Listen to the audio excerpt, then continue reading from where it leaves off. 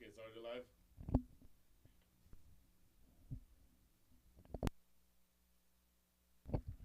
Here we are for the Texas Skywalkers and Challengers match in the afternoon. The umpires are umpire Herman Geddes and umpire Sujit Gupta. We have Ara Nadkarni and Joshua Trump batting, and we have Daniel Bagani opening the bowling. Here we are with Isham Alpani. Isham Alpani as one commentator and Brian Walters as the other. Good afternoon, Ishan. Very well done. As I said, I'm going to turn you into a commentator. Your cricket career, unfortunately, is a thing of the past. Ha. So we talked a lot about the pitch, and I think the pitch is going to play a huge, huge role in what happens the rest of the way. We will speak about that after this first delivery by Daniel Bagani. Outside off and just wave and a miss. So, Ishan, tell me a little bit about your thoughts. You touched on it in the pitch report. How do you think the pitch is going to play the rest of the way? The rest of the way, the pitch will start crumbling. Ball after ball, the pitch will start crumbling. I'm surprised why Texas Skywalkers chose to bowl, but nevertheless, challengers are happy with their decision and they will bat. Full and just sort of punched to mid-on. Wanted to take on that fielder at mid-on, but chose not to. So 2 dot balls to start things here in the second game. Once again, we're at the Musa Cricket Stadium in Pearland, Texas, and this is the Turmeric Spring Super Edition HYPL 2023.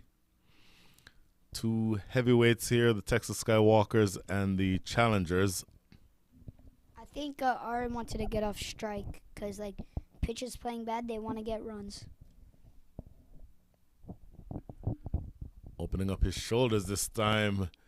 They're committing the sin, as we talked earlier, running on a misfield, but this time it does not impact them. The ball goes into the covers for the first run of the day.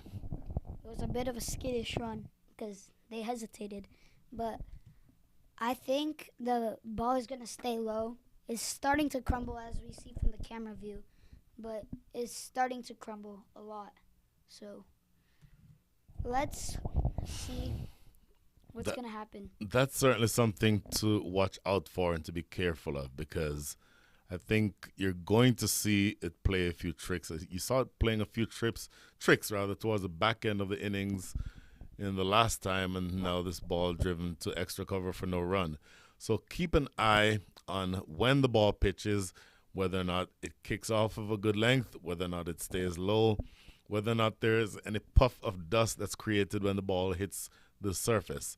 All of those are going to be indications of the fact that the pitch is starting to crack up even more than it already is. It was rolled a little bit in between innings and swept off, but I think there's still going to be some issues there. And that's a good piece of fielding. It looks like Rishi Ramesh at extra cover. Good diving stop. No additional runs yet, so just 1 run from the over so far with, I believe, 1 ball to come. Yes. I think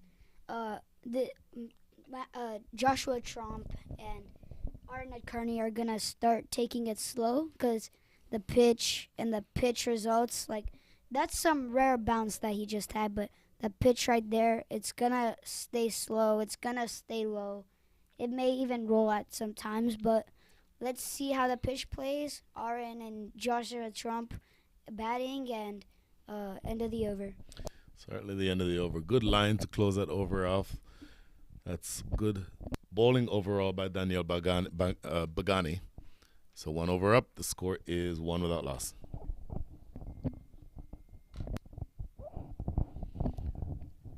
Yash Patel bowling from the bowling from the balky side. Aaron Kearney on strike. I actually think the mic's not on for me. But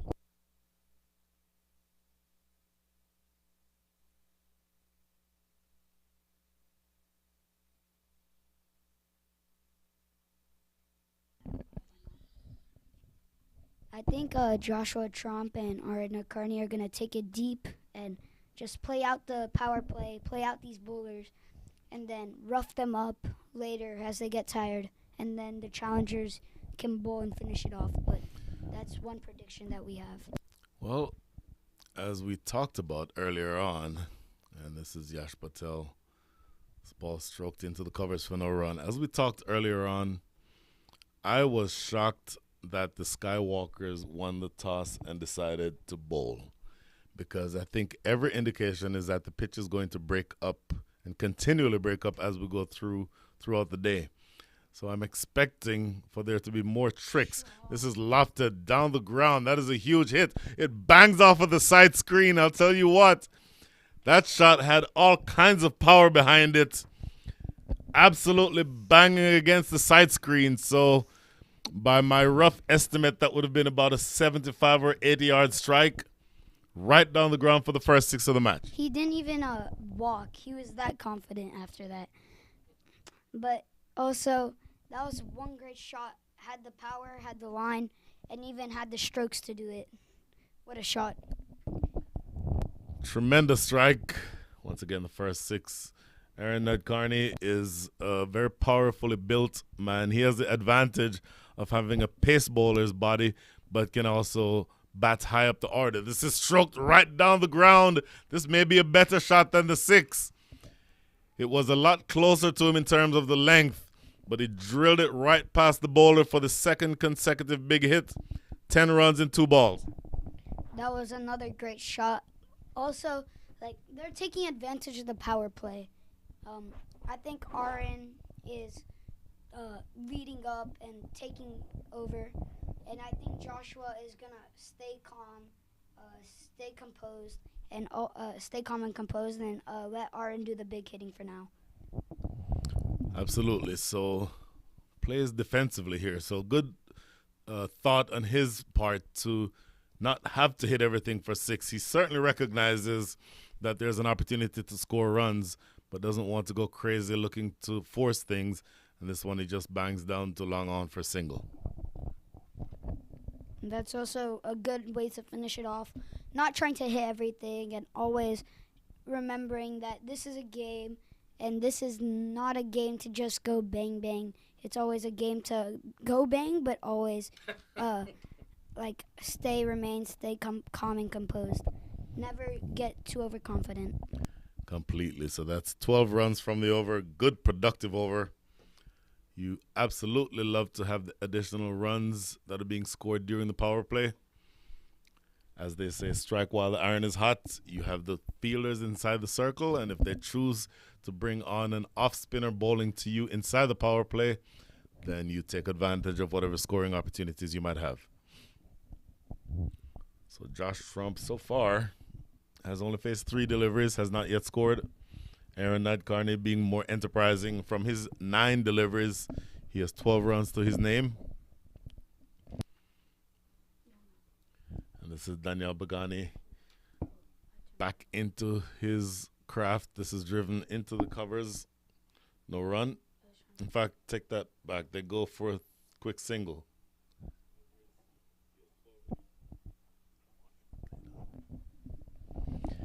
So, bearing in mind that Joshua Trump, I think he will agree that he probably gave away his wicket in the first match.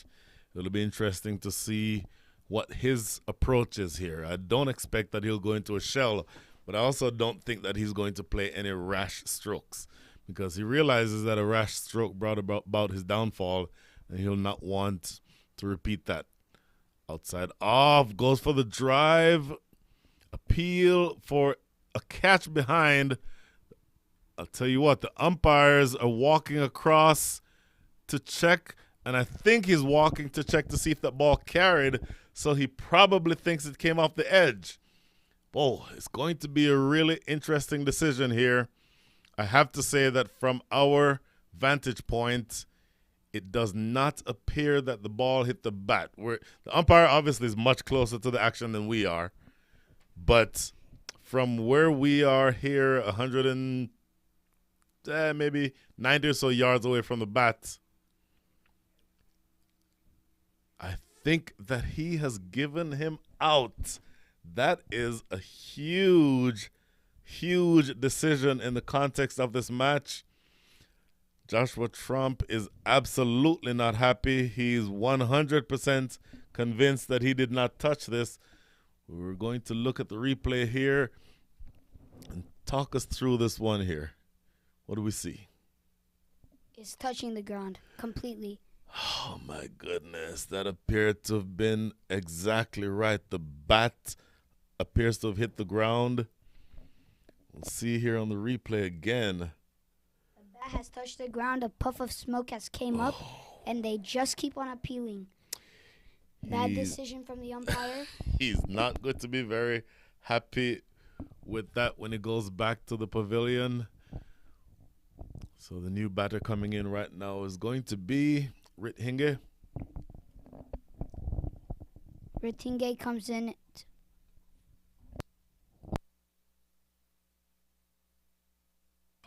You don't want to criticize that too much.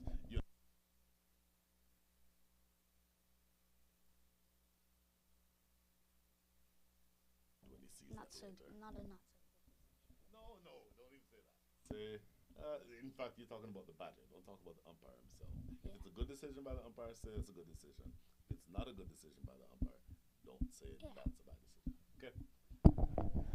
Okay, so back here, looking at Rithinge, back into the action. This one going down the leg side and signal wide by umpire Sujit Gupta.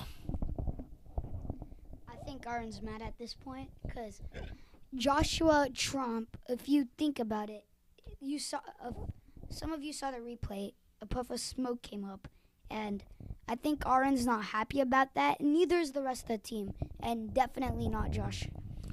But I think Aaron is now gonna tell them. Now is gonna make them pay their price for what they did.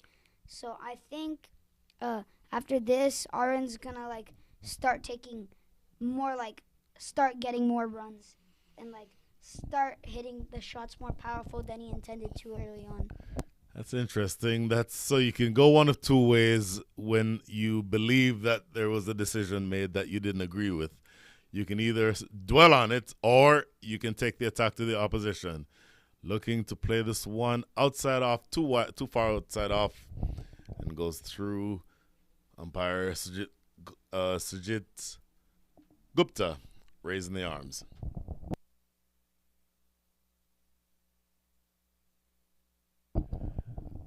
So an exciting second over, and then this third over in progress, the second being bowled by Daniel Bagani, has been a lot of activity.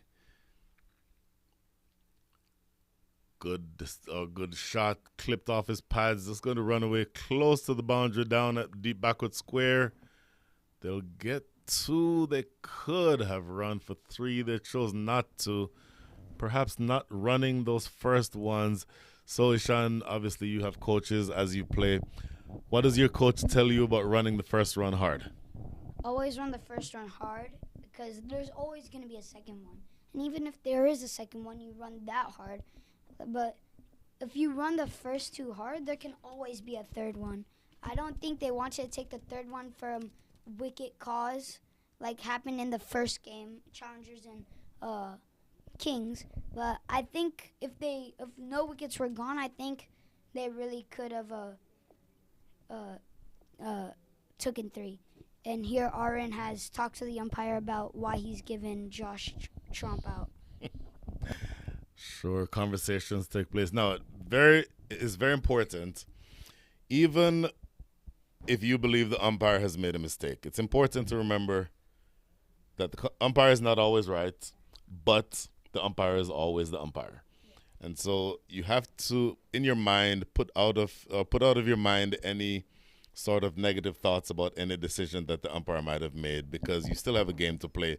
And cricket, more than any other sport, is one that forces you to respect the decisions of the umpires. So you don't get a chance to argue or in any way second guess the umpire's decisions.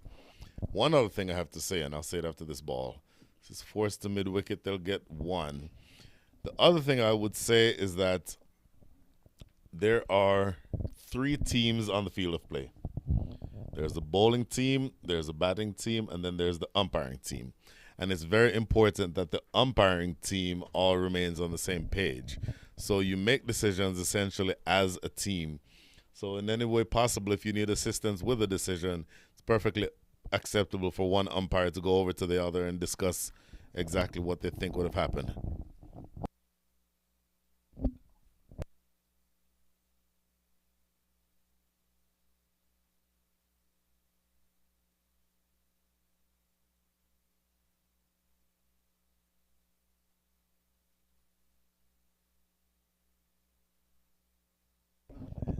And that's a shot, and that's raced away for four.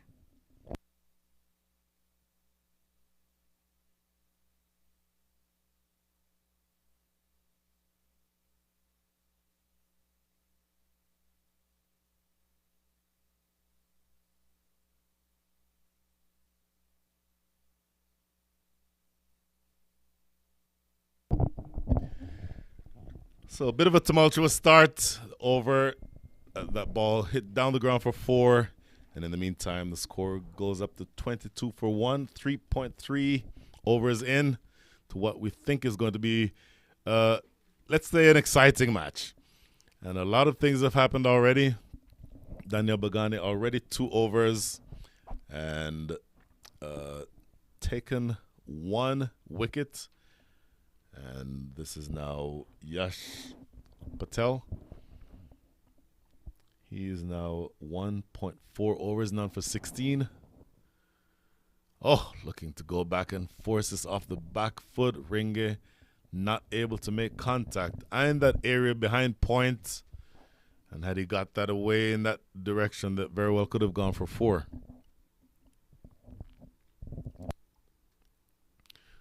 Down the ground, skipping to the pitch. Didn't quite get there, but he'll get a single. In fact, again, look, Ishan, they're not really running the first one hard. And sometimes what could have been at least an opportunity to go for 2, they're ending up with only 1 run. Yeah, I completely agree with you, Mr. Walter. But the thing is, they also have some good fielders, Skywalkers do. They have Rishi Ramesh, and that's the person that stopped the ball. And he gave a great throw back to the stump. So I don't think they want to take any chances for that. I 100% agree with everything that you just said. Now, the way that I would also characterize this is if you run the first one hard, you put pressure on the fielding side. And then if you run the first one hard and you see that Rishi Ramesh slides across the ground and picks up and is ready to throw, then you don't go for the second one. Yeah. But sometimes just the very act of running the first one hard creates that pressure that might result in a misfield in the outfield, and then you have the opportunity for your second run. Yes, I completely agree with you. This is Daniel Bagani again into his 3rd over. 23 for 1 is the score. Whipped away over backward square. That's going to run away for 4. Got 2 straight, and he picked him up for 4. I think he just got a little too overconfident and a little too excited from how he got Joshua Trump out. But I think it's just the overexcitement, but also the piece of line and the piece of length. That length was a little too full, and that line was going down leg. Rith is playing well. Aaron's playing well. Daniel Bagani was bowling well until that ball. Let's see how he bowls after this ball.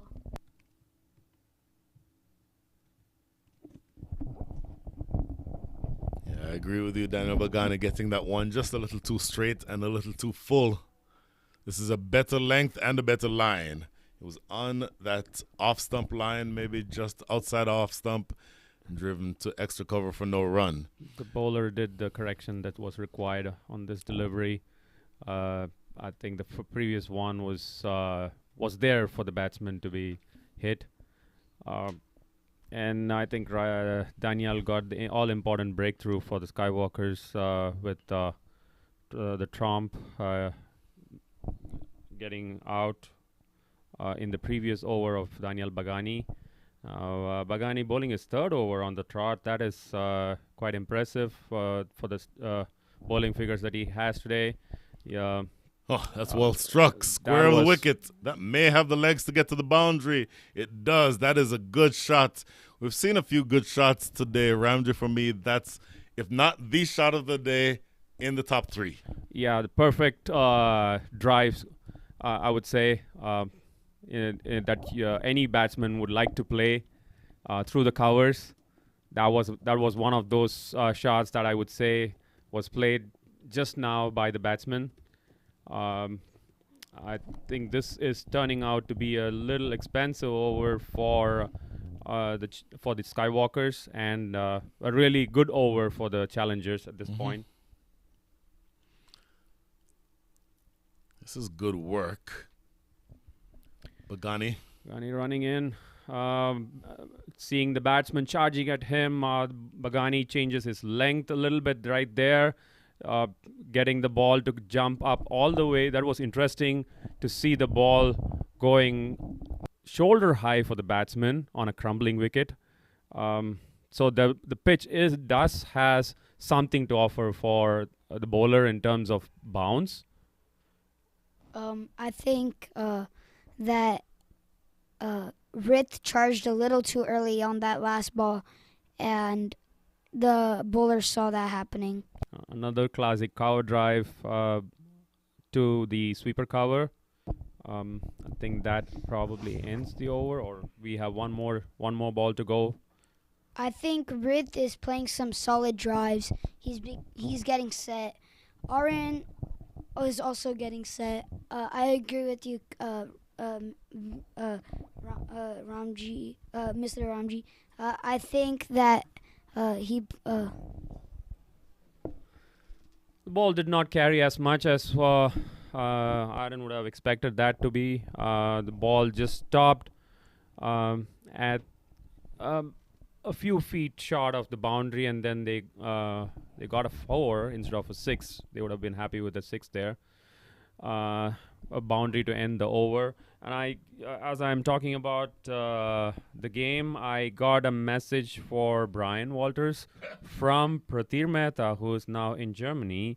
His message reads, "My successor seems to be very cautious in his approach." I think so. This is probably for Ishan Malpani. Okay, so my successor seems to be very cautious in his approach in the age of baseball or baseball, you call it. Playing on the ground and defensive strokes are a last resort. The name of the game is T20. Anything in the radar must be boshed over the fence. I can't help but agree 100%. When it comes to T20, yes, you go see ball, hit ball kind of situation, and that's what I think Pratir is indicating right at this point. Thank you, Pratir. But that's a great shot by Aaron, seeing the full ball and taking it on. That's a like, he sees the ball, he uses a pace. Didn't start running until it bounced. That's a little concerning, but that's fine. He thought it would go for 6.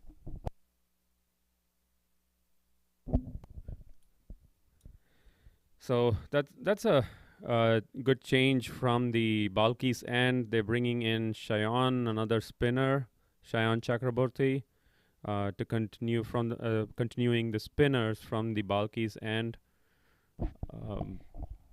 He's known for that surprise game that he had last season, where he took 4 wickets to turn the complexion of the game completely towards Skywalkers, and that's why Skywalkers have entrusted him this opportunity to bowl with to both the opening batsmen, who are now kind of pretty set with 5 overs that they have played so far. They have scored at a very healthy run rate of 6.75. Shayan bowling at the right length to the batsman, not letting the batsman free up his arms. All he can do is just tap it back to the bowler. Shayan's bowling beautifully. the first ball was a little risky just for Rith because he moved a lot away from his stumps.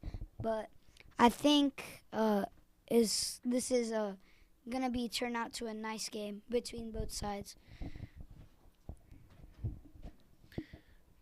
Shayan so far has had a very productive over with just four. Oh, that was a slower. Wow, that is an amazing catch by Rishi Ramesh. Um, Aaron Nadkarni has to go for that. That was a. I would not say that was an amazing delivery. It was pitched a little short, tempted the batsman to go for a big shot, and in the end perished. Uh, what a game changer! I don't know if that's going to be the defining moment of this game. Aaron, who has been in tremendous form in the first game this morning. Let's see the replay here. That was a short pitched ball. Aaron trying to clear the extra cover and mid-off region, but not quite getting the elevation, giving the ball directly into the hands of the fielder at mid-off. Hitting it to one of the best fielders on the field is like he's hitting it to Rishi Ramesh, one of the best fielders on the field, and he doesn't give a second thought about it. But personally, I would try to hit it right over the bowler because Rishi Ramesh and another fielder at mid-on try hitting it over the bowler to get some runs.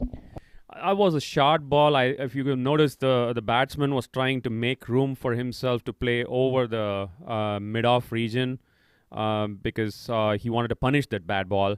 So in the end, just mistimed it. It's pure case of mistiming, and in the process, challengers lose their second wicket there for 37.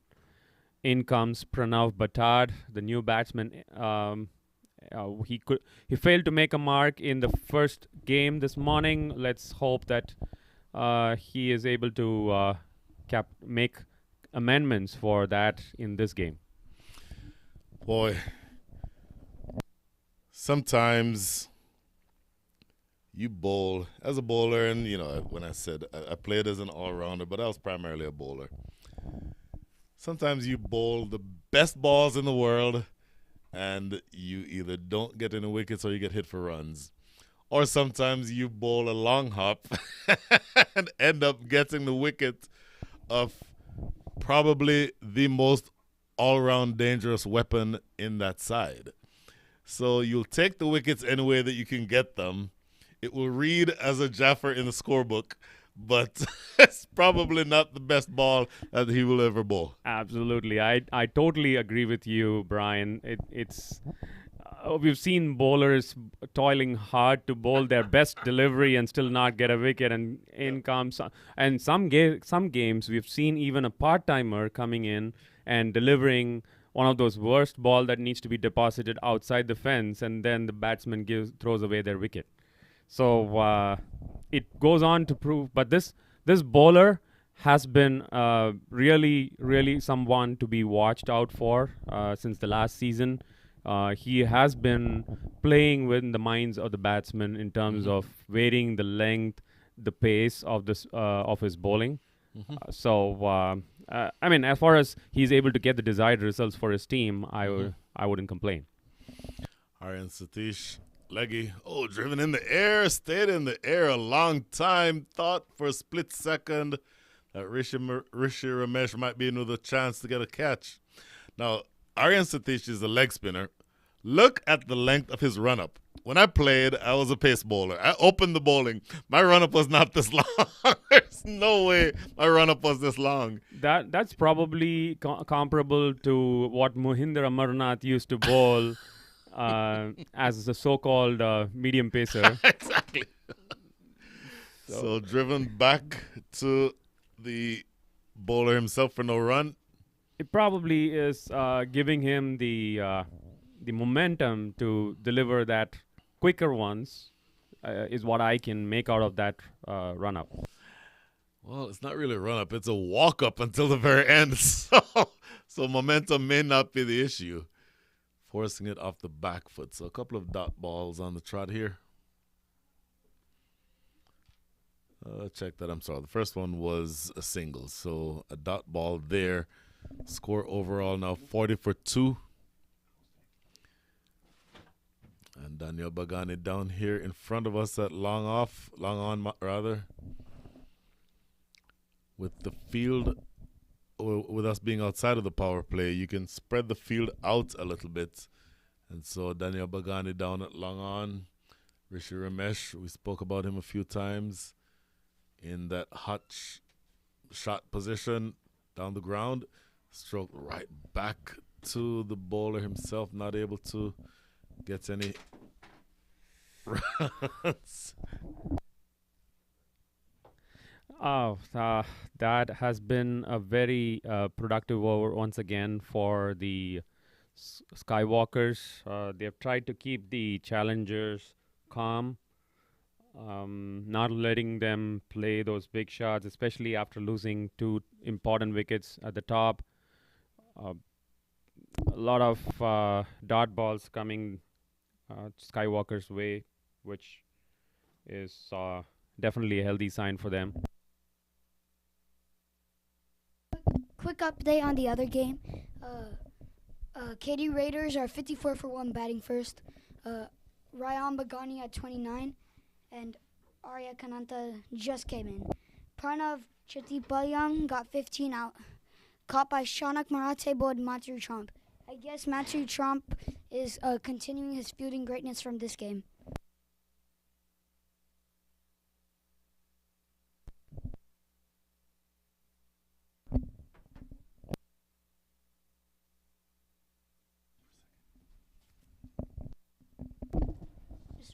Thanks for that update, Ishan. I think KD Raiders started off pretty well in the other game against TCC Kings, just like the way they were playing this morning, scoring at a healthy pace. But they lost Pranav Chattipalayam, who was a star player this morning, besides Ryan Bagani, of course. So back to this game between Great running. Challengers and Skywalkers.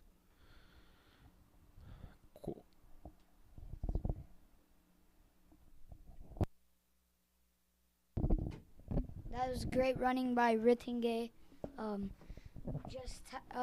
Just told Pranav Bhatta to tap it and started running. Yeah, Cheyenne coming back into his second over after that very eventful first over where he got the wicket of Aaron Nadkarni. That's a shot through the covers but stopped. Cheyenne has been very, very, very economical, having a very controlled delivery so far. He's been delivering it right into the batsman, not really giving him any room to free up his arms and play on either side of the wicket. Yeah, I completely agree with you.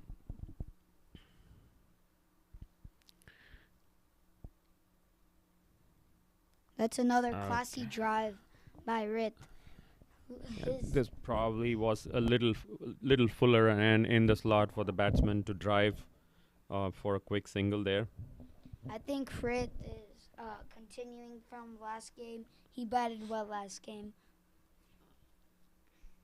Pranav, that's close from Pranav Bhatta. That was I think of the inside edge between the batter and the keeper.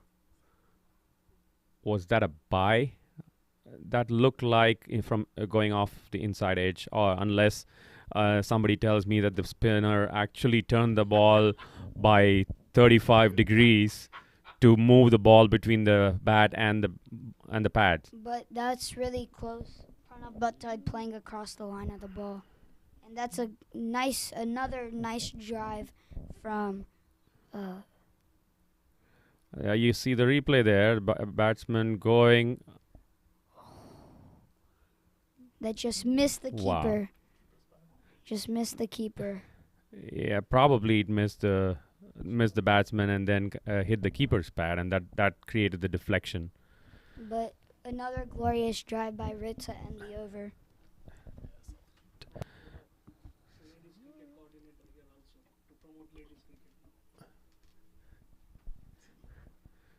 So we have here in the commentary box the women's cricket coordinator for Southwest Zone for USA Cricket, Mitali Das. Welcome to the commentary box.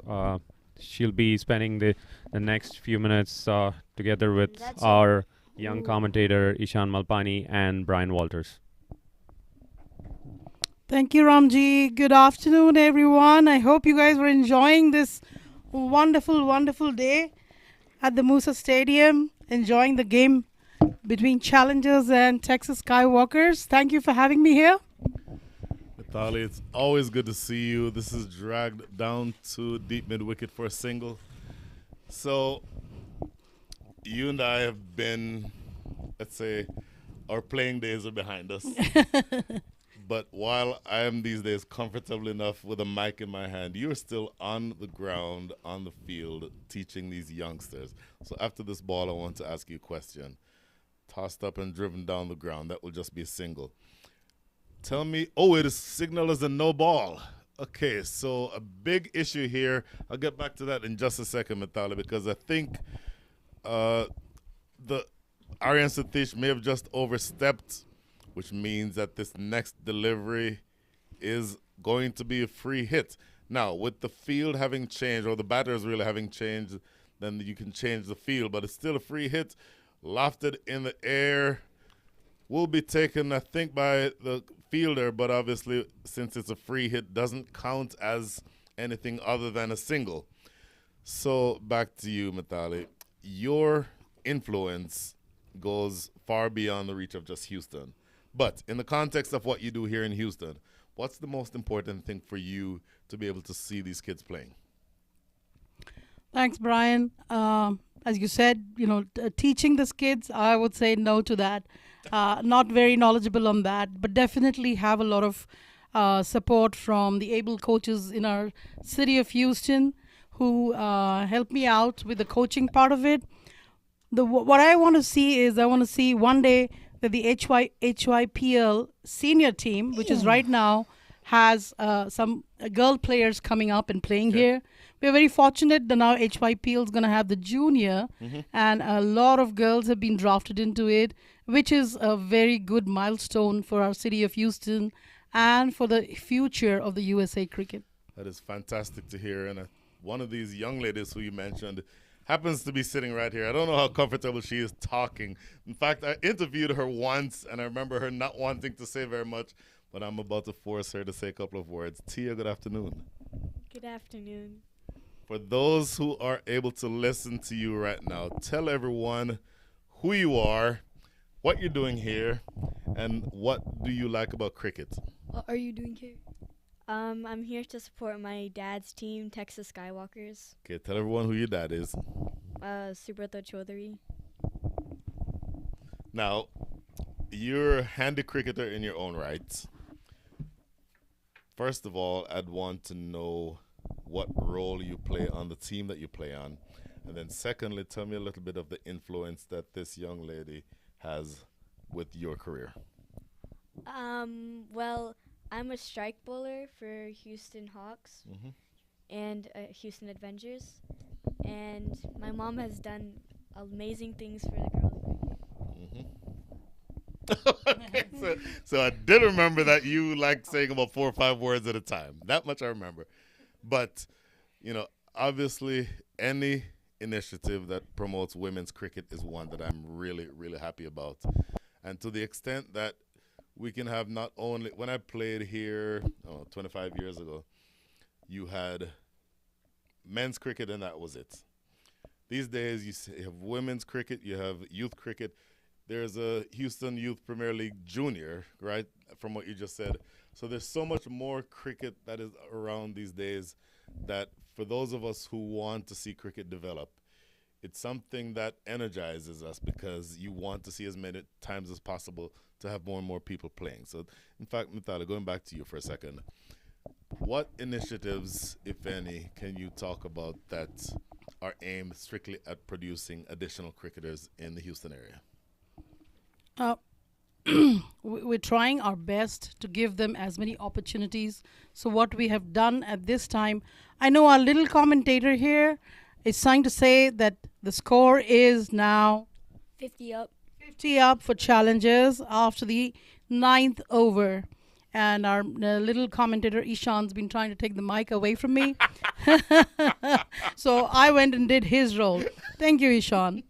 And what I was coming back to is we've been given an opportunity here to put together a team of young girls who are from 9 to the age of 14, 15. Fantastic. An all girls team playing against the boys team every Sunday under the American Cricket League.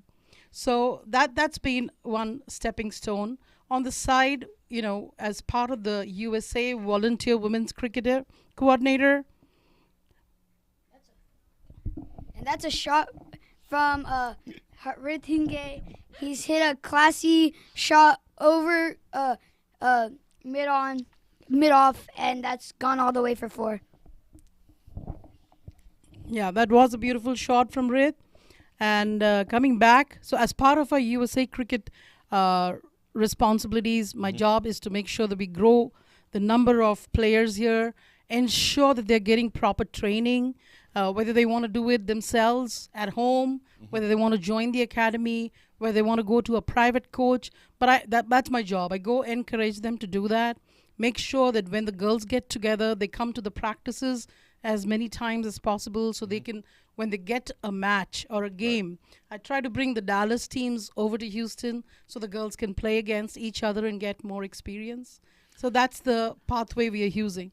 That is extremely important, not only because, number one, it helps to develop young cricketers, but I'll say more after this. By the way, just in terms of resetting exactly where we are with this game, the score as of right now is 55 for, make that 56 6 for 2 and 9.4. Thank you. Thank you very much, Ishan. But if you think of it as there are 2 different audiences for people who want to either know or learn cricket, that's whipped around the corner. They'll get a couple here probably. There's the immediate audience who basically look like the 4 of us in this room. But then there's the next audience that is part of the wider American public who knows nothing about cricket. It will take people like Tia and like Ishan who interact more with those kids on a regular basis to say, hey, look, here's a cool sport that we can play. And all of a sudden, instead of 200,000 people playing cricket in this country, there's 4 million, 5 million. And out of that 5 million, we don't necessarily need to create the next Sachin Tendulkar or the next Brian Lara or the next Mitali. But what we can do is make the marketplace for cricket larger, and that increases opportunities, that increases funding. Without turning this into a lecture, it just provides opportunities for those of us who love the sport to see it develop. And so I think the role of youth cricketers and the role of women cricketers, to me, is the most important area of development that we have to that challenge us right now. Totally agree with you. I mean, right now, I'm on the board of, say, Tia's middle school, right? So when I meet on the board with the principal and the other teachers, mentioned it to them about the sport, and they are ready to, have a little school team in there whenever they can. And, Tia, or we bring in some coaches there, help them with some equipment and get them some lessons out there so they get interested. They're all interested in knowing about the game. They all are, very supportive of what Tia does outside the school in cricket, but they always encourage her to, play better and better. I'm sure the same thing goes on with Ishan and with Riaz and, with all the other players we have who are doing well and are becoming role models for the others. Absolutely love to hear it. So, resetting, Ishan, go ahead. Like Mitali Auntie said, ACL, American Cricket League, Houston Rockets versus Houston Heroes. Houston Heroes is the all-girls team that is playing tomorrow. Fantastic. So be sure to, at Prairie View, so be sure to at least come to watch or watch on Cricket Clubs. Love it. Absolutely love it. So in the meantime, the challengers, 58 for 2, choosing to bat first, which we thought was, let's just say it. Skywalkers choosing to bowling I'm first. sorry. See, you young people are gonna have to keep correcting me. You understand that? It's surprising to me and Mr. Walter that they decided to bowl first, but after talking with them, they said all the teams that batted first lost. Oh no! Oh no! No no! Daniel Bagani He's down. He's hurt. seems to have hurt his calf. He sprinted some 20 or so yards to his right to field that ball, and now all of a sudden is limping badly in the outfield. And now Vinod Nair is going to come check up on him.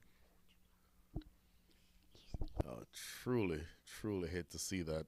And he's definitely He's grabbing at his calf, his right calf. Ugh.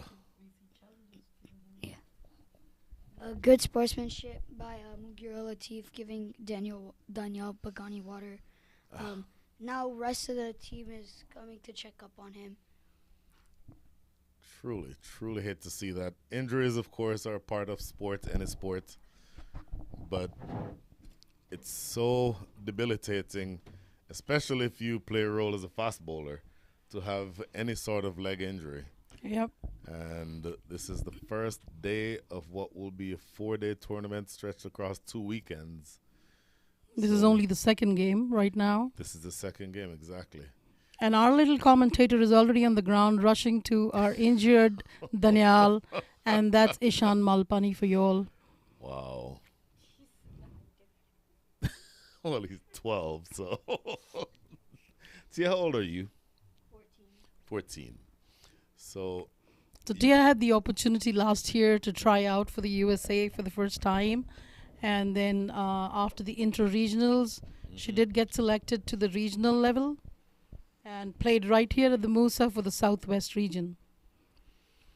tell us a little bit about that experience. And I need more than 3 words from you this time. I want a good, solid 30 seconds worth of explanation. What was it like to play for the region in that tournament? It was very interesting.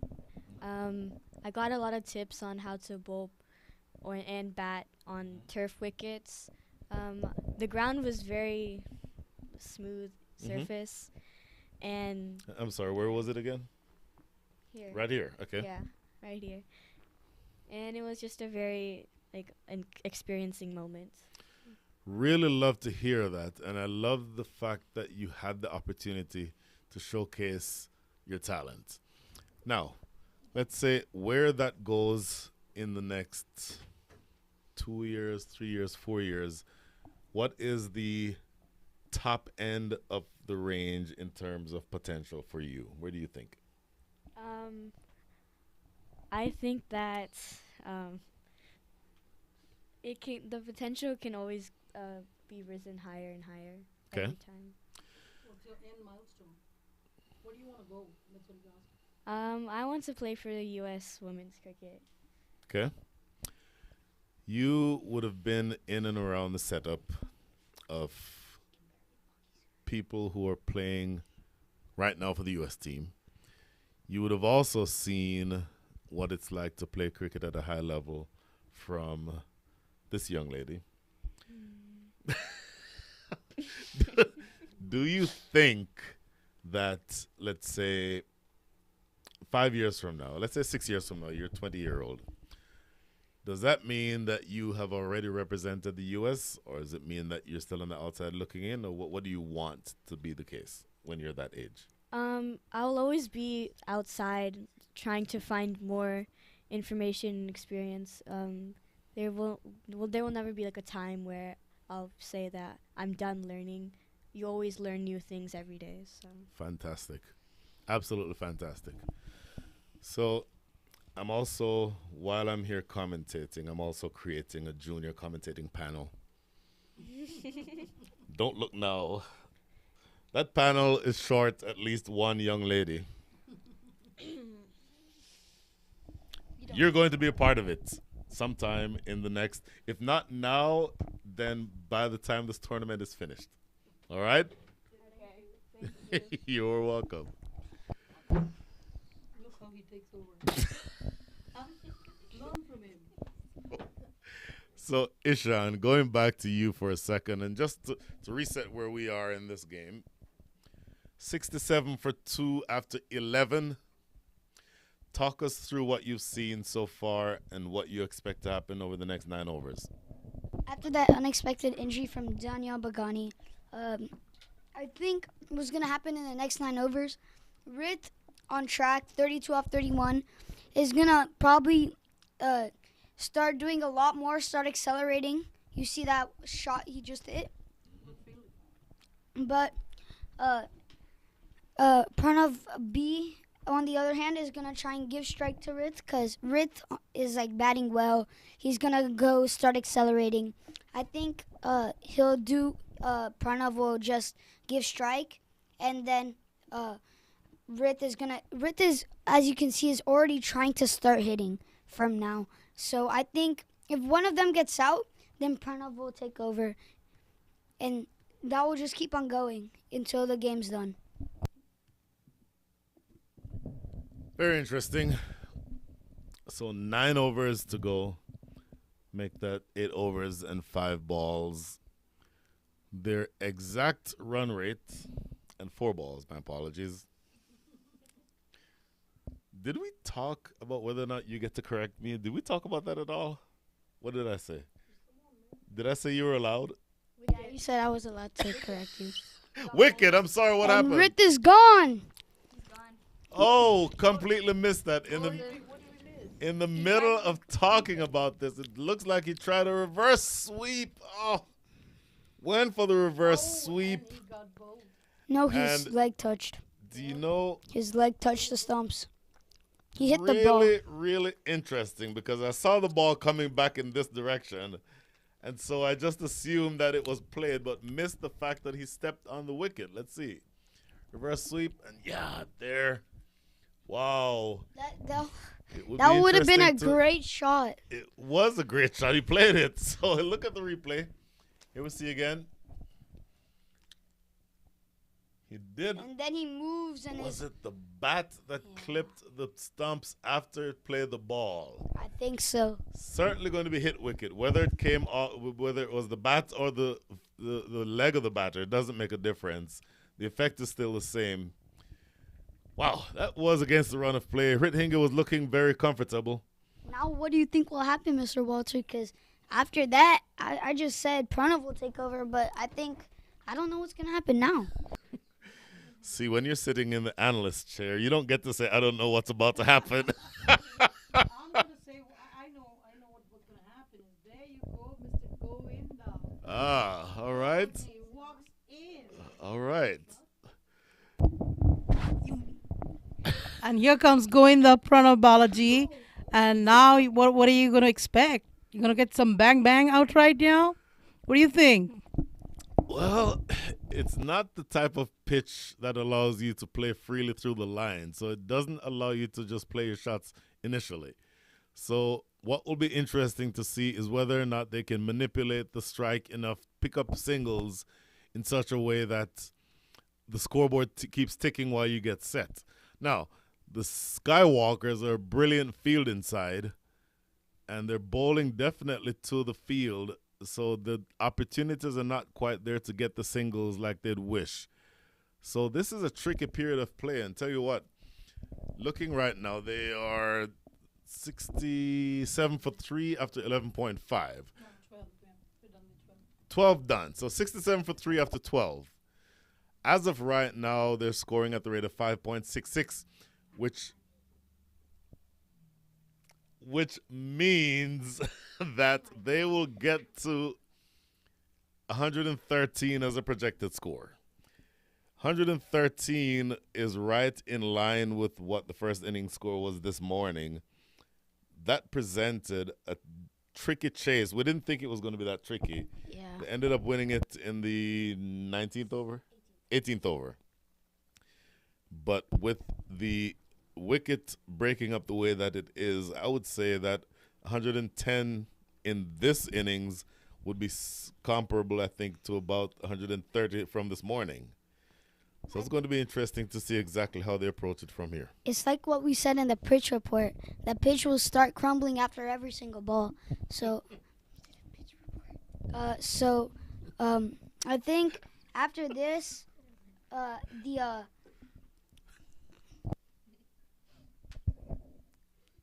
the bowlers are gonna start like, as we see, Skywalkers are just presenting their spinners. They're bowling their spinners, and that's what's leading to the success. The ball is turning.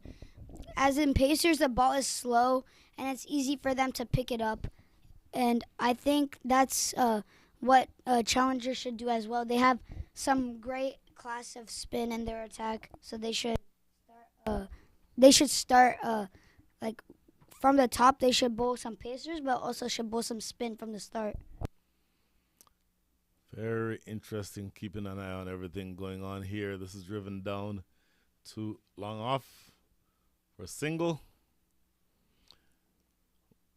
We're at a tricky period in this game where it feels like potentially the match could swing one way or the other depending on what happens in the next couple of overs. This is a good piece of fielding. Looks like Rishi Ramesh in the covers. Always one of the better fielders anywhere that you see.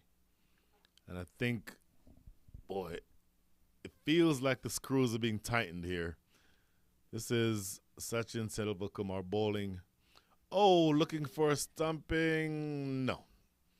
Umpire Herman Edwards.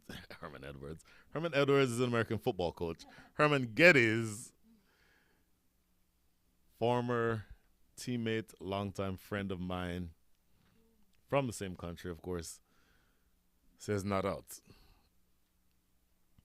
So that is the end. Mr. Walters, Yes. I have a question. Uh-oh. Like after somebody says something, is your like favorite line that's very interesting?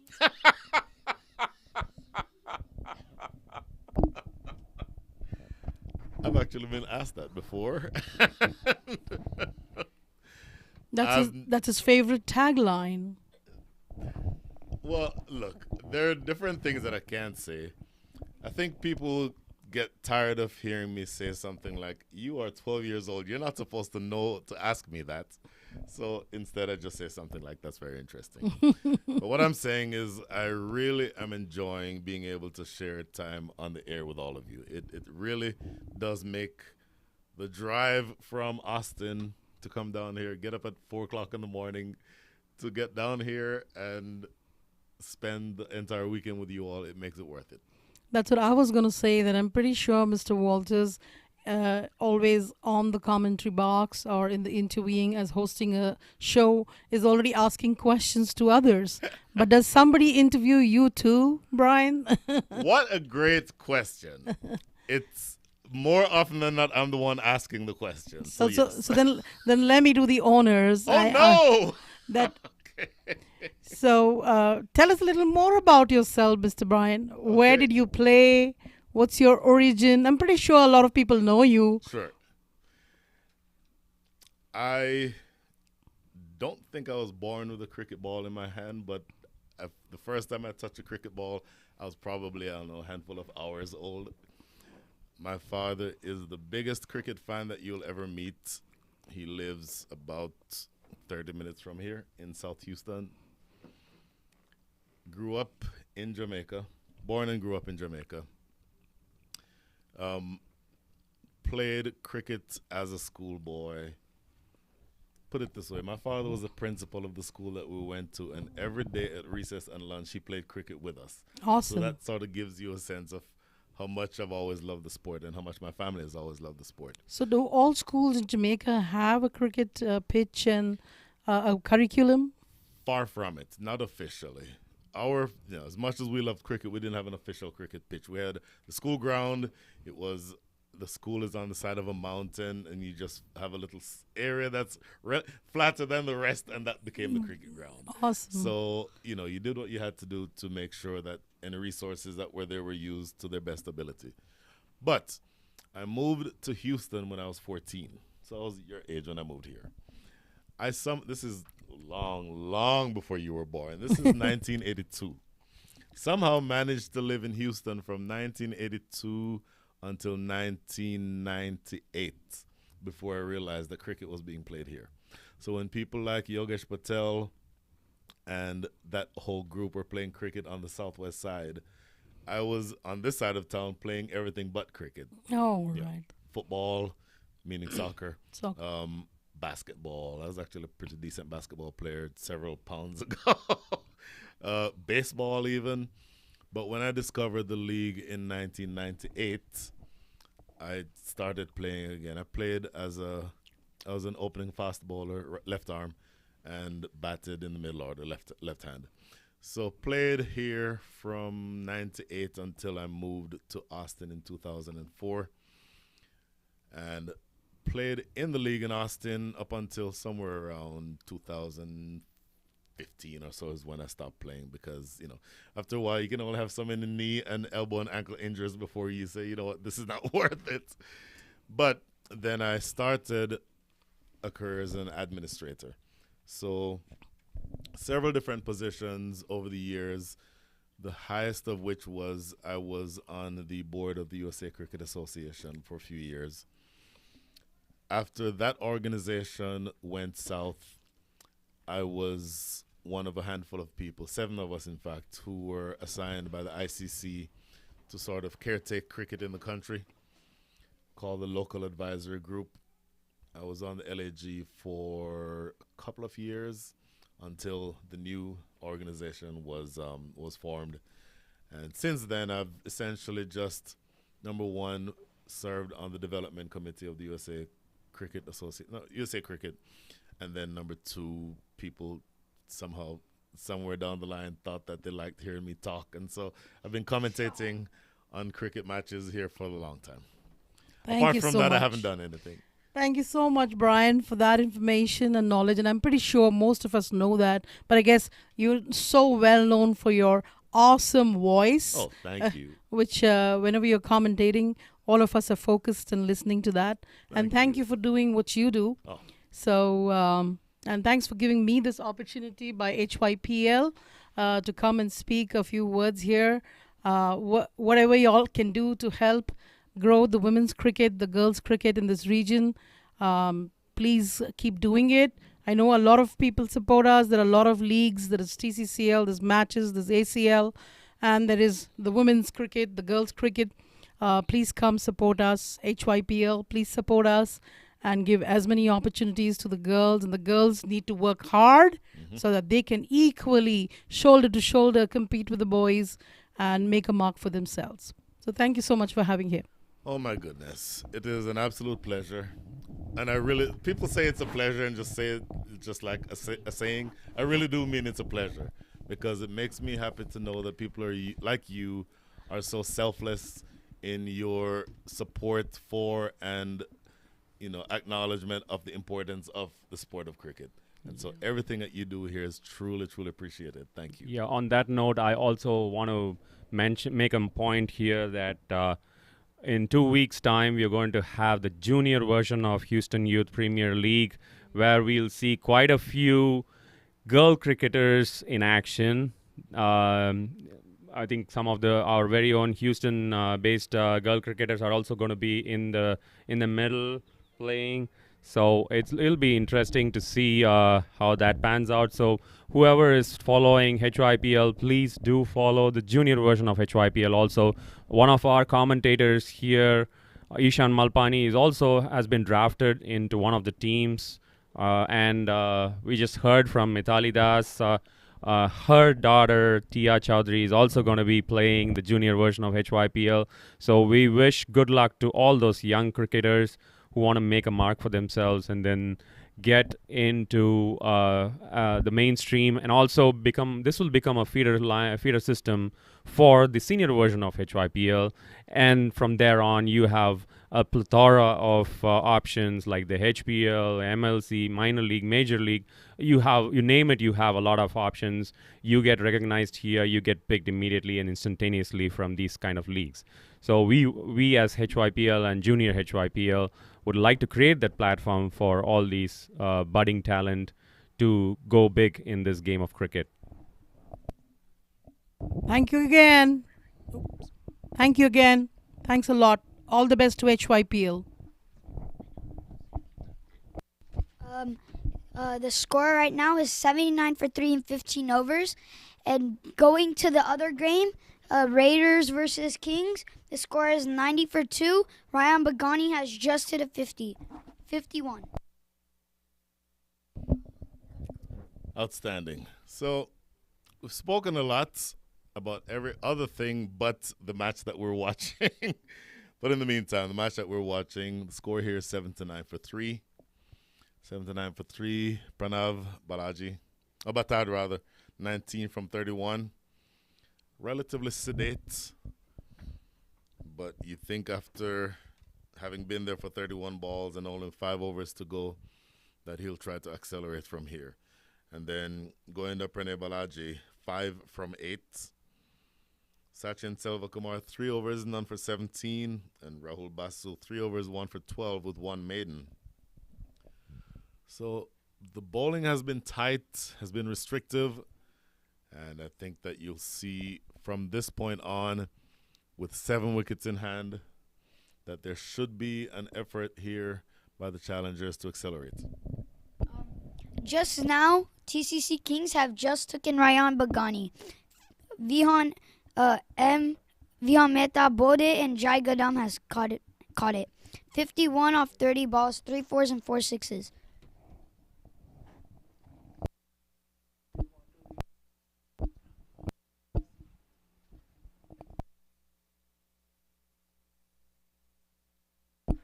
I think that's an all-important breakthrough for the TCC Kings, knowing that Ryan Bagani has been firing since morning, and this afternoon as well. He got off to a great start, and that brings another wicket for the TCC Kings. KD Raiders lost yet another batsman, Darshan Haribabu, without disturbing the scorecard. He got bowled to Vihan Mehta. The score in the other ground is 91 for the loss of 4 wickets. So we'll be back now to this game between challengers and Texas Skywalkers. Well, Pranav Batad, 19 from 31, is at the non-strikers end, and Pranay Balaji, 5 from 9. Tries to force it away off the back foot, gets enough of it to get down to long on for a single. So, looks like in the 15th over, they are only at 80 runs. Is that going to get us to the same total like what was in the morning, somewhere in the 110 range? Well, we're now in the 16th over. So with 2 balls bowled, it's 80 for 3.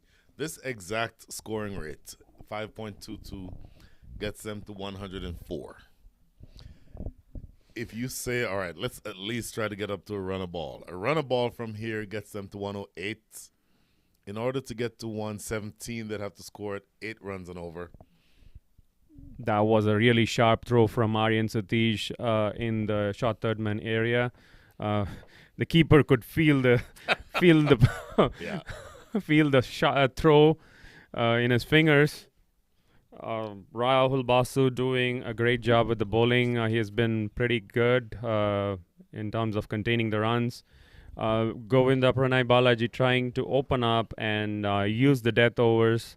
He's trying to go for the big shots, but for some reason it's not really connecting the way he would like to. This ball ending up in the long off region just for a single, bringing back Pranav Batad. Pranav Batad trying something different now. He's going for a reverse sweep, not quite getting the connection there.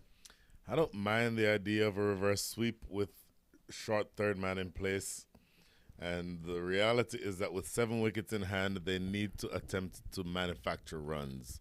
So from here, with only 24 balls remaining, you'd like to think that if they go at the rate of, let's say, a run a ball now gets them to 106. It still feels like a below par score. Skywalkers seem to have done their homework well based on the morning game that they had, where they employed a lot of fast bowlers, only to be treated royally by the batsmen. And this time around, you can see from their scorecard only one pacer and the rest of all the spinners that they have brought in. 5 spinners used, one pacer. Look at Was that. an amazing delivery from Flighted delivery from Sachin Selvakumar and inducing the huge drive attempted there by Pranay Balaji, completely missing, and only just a simple stumping opportunity. So the 4th wicket goes down. You can see the replay right there. Arjun is one of those keepers with the best reflex in the state, if not the entire country. So absolutely casual. it was a very Goodness. it was a very simple dismissal behind the wickets for Arjun compared to some of the quick reflex ones that he has done in the past. So that makes Challenger 84 for the loss of 4 wickets now. So Actually, now who is coming in? for It's going to 4. be 82 for 4. That brings in Anirudh Bolisetti into the middle to join Pranav Batad. Pranav Batad surprisingly has been more on the rotating side. He's been trying to score the singles and doubles. So far, only 1 boundary of his batting in this innings. Wow. So Sachin Selvakumar, I mentioned earlier, one of the first teammates that my son ever had, is bowling really well, and I think you're exactly right. They did their homework because all they've done is throw a plethora of spinners and given the ball to them. This is looking like an outside edge, a very thin edge that will run close to the boundary. They get 2. The fielder from short third man running all the way to the boundary to pick the ball, and they get only 2 runs. So going back to the decision at the toss, Skywalkers choosing to bowl surprisingly versus our anticipation of someone choosing to bat first. Yep. You think at this stage Skywalkers have made a wise decision so far? I am not ready to say that until I see Was there a nick there? Okay, so there is a big appeal, huge appeal from the keeper right there. Umpire doesn't seem to be really impressed. Let's see how the replay looks like. Bowler coming in to deliver was really quick. Well, to be honest, and I'll say more after this delivery, pushed through a little bit more quickly, played into the offside. Sachin Selvakumar only appealed after the keeper appealed. From an umpire standpoint, if both of you are not convinced, then I'm not going to give it. So to me, that's good umpiring. Maybe if it was such a faint edge that the only person who heard it was the keeper, then you can't exactly be expected to give that, at least not at this level. Because if it's so thin an edge that the bowler didn't hear it, then for me as an umpire, I'm probably going to say not out. Yeah, the benefit of doubt always goes to the Yes. batsman in that case, right? So, And of course, that's not in the book anywhere, but that's just generally the way that it's been played. So, as an umpire, you have to be 100% certain before you give it out. yeah, so that also goes to say how quickly as a team you see the keeper appealing and then join the bandwagon, and then as a team you should appeal to get the best out of the umpire's decision.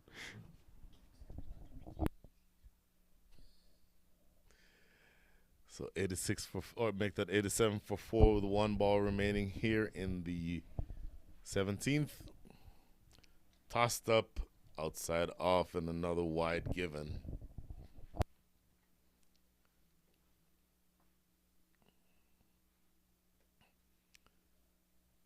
So this is going to be a tricky chase because we always thought it was going to be more difficult batting second. And that's proven to be like a good thing. Like what we said, it's proven out Because right now the batsman, it's a hard time for them to bat, and the ball's turning like crazy. And like Joshua said at the pitch report, we have a good spinner. They have a good spinner class, like good spinners, so they can use the spinners. Mm-hmm. I completely agree with you.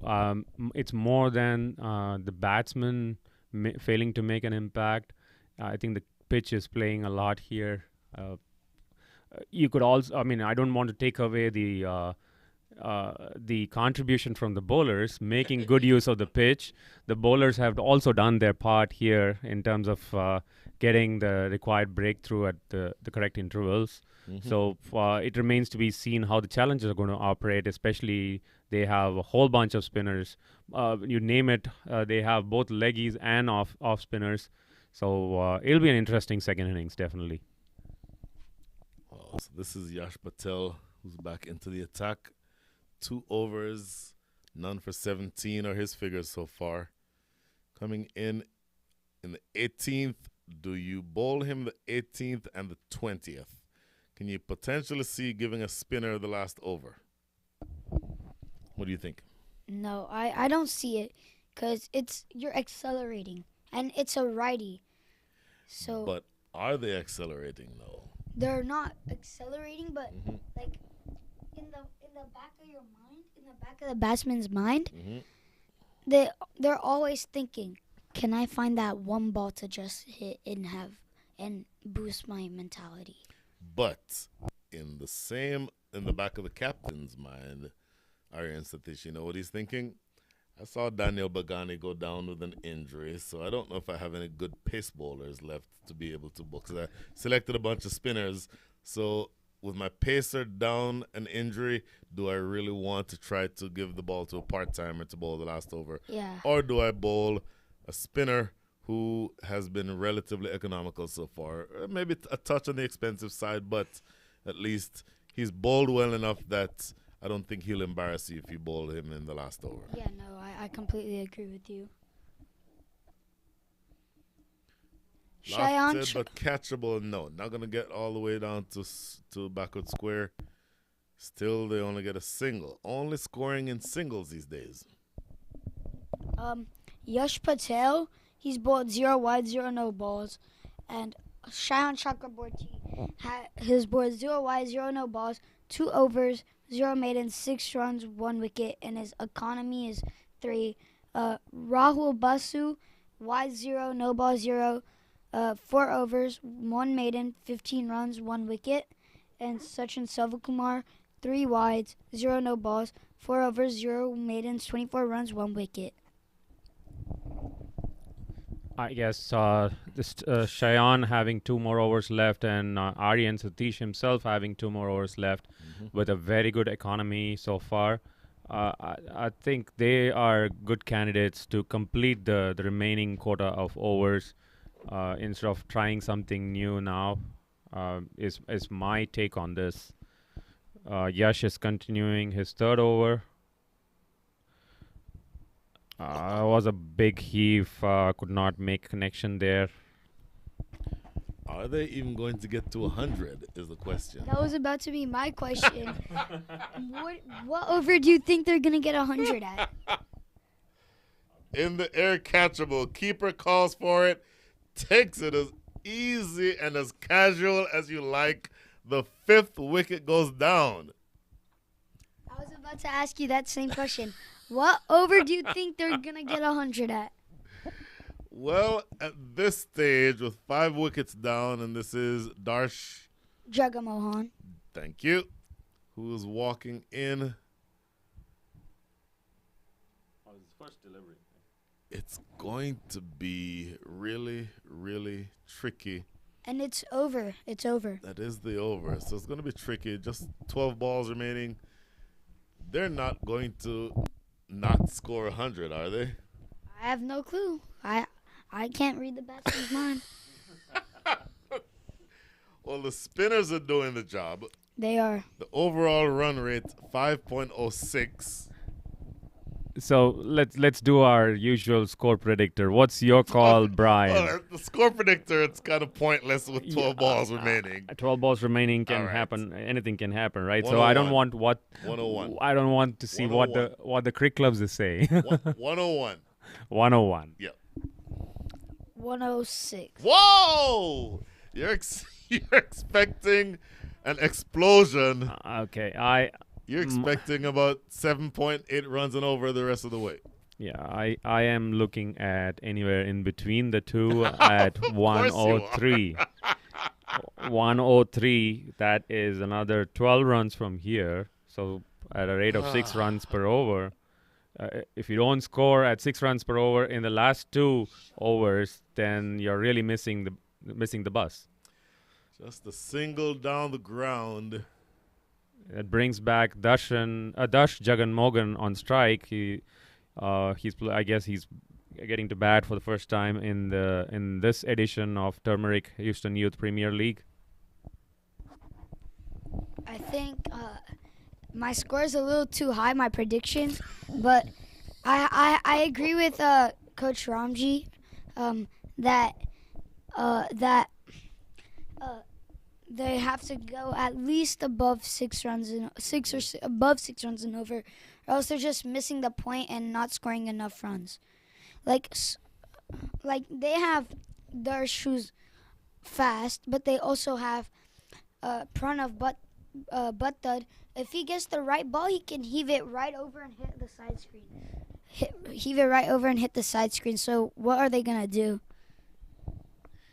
Yet another prediction of mine came in true because Shayan Chakraborty came in to bowl, used his quota here, and interestingly, he also produced a wicket once again, getting that leading edge of Pranav Batad, the ball going high up in the air. Bowler not trusting any fielder in the ground. He's saying, just wait where you are, just watch me take that catch. Running all the way to almost the extra covers region and taking that catch comfortably. No messing around in that. And there goes the next wicket for challengers. Karthik Dore Raj comes into bat at this moment. Well, there's a leader in the clubhouse right now, and it's Brian Walters, 101. Thank you very much.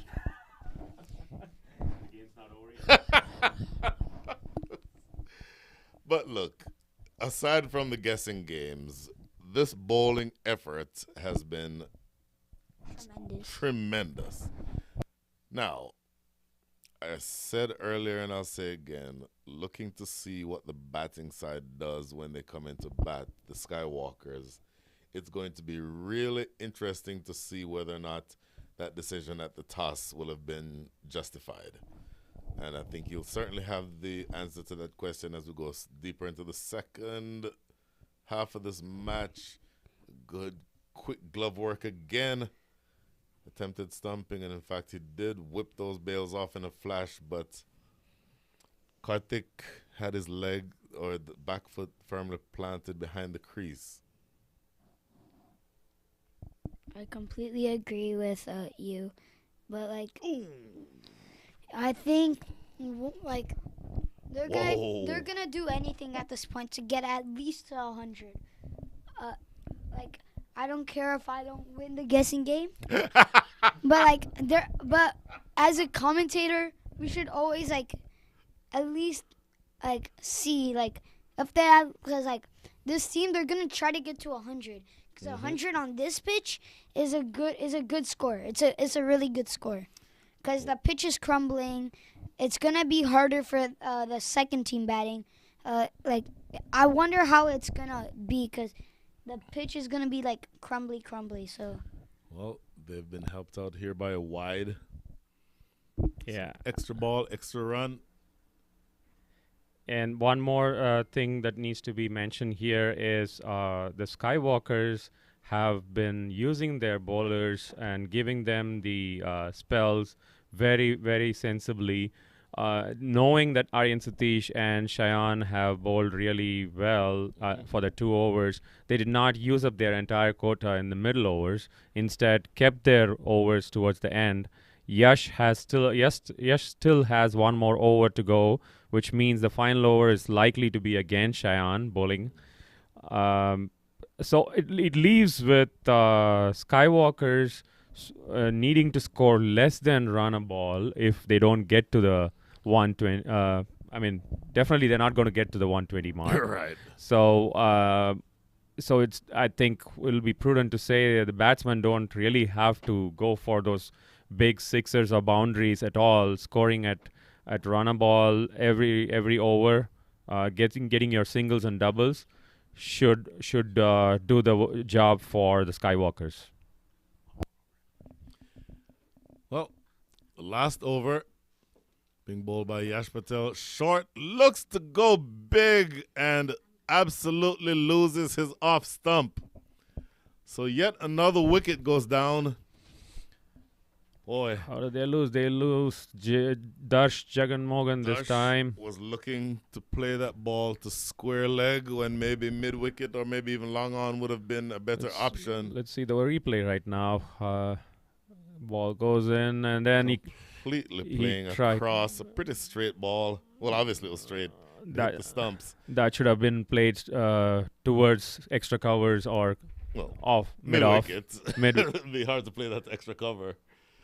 It was on outside of the offside. I see what you're saying. So yeah, he should have played with the open face of the bat towards mid extra Certainly covers. Playing it in the V would have been a better option. Exactly. But trying to drag it to square leg, probably not the best of options.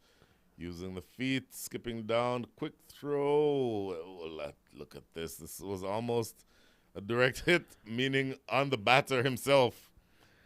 That was, I think, nope. I was Viraj Ejner coming in. Apologies. Yes, opening the account straight away of the very first ball that he's facing. So, in fact, yes, that was Rishi Ramesh with the fielding at extra cover. And they run through for a single. Looking to get down and go big, and that did not happen. So, dot ball. 2 of the 3 deliveries so far in this last over have been dots, the first of which took a wicket. Very full, driven down the ground for a single. They get 2. No, are they even trying? No, they gave it a try and then stopped. Seeing the fielder picking it up and throwing towards the bowler.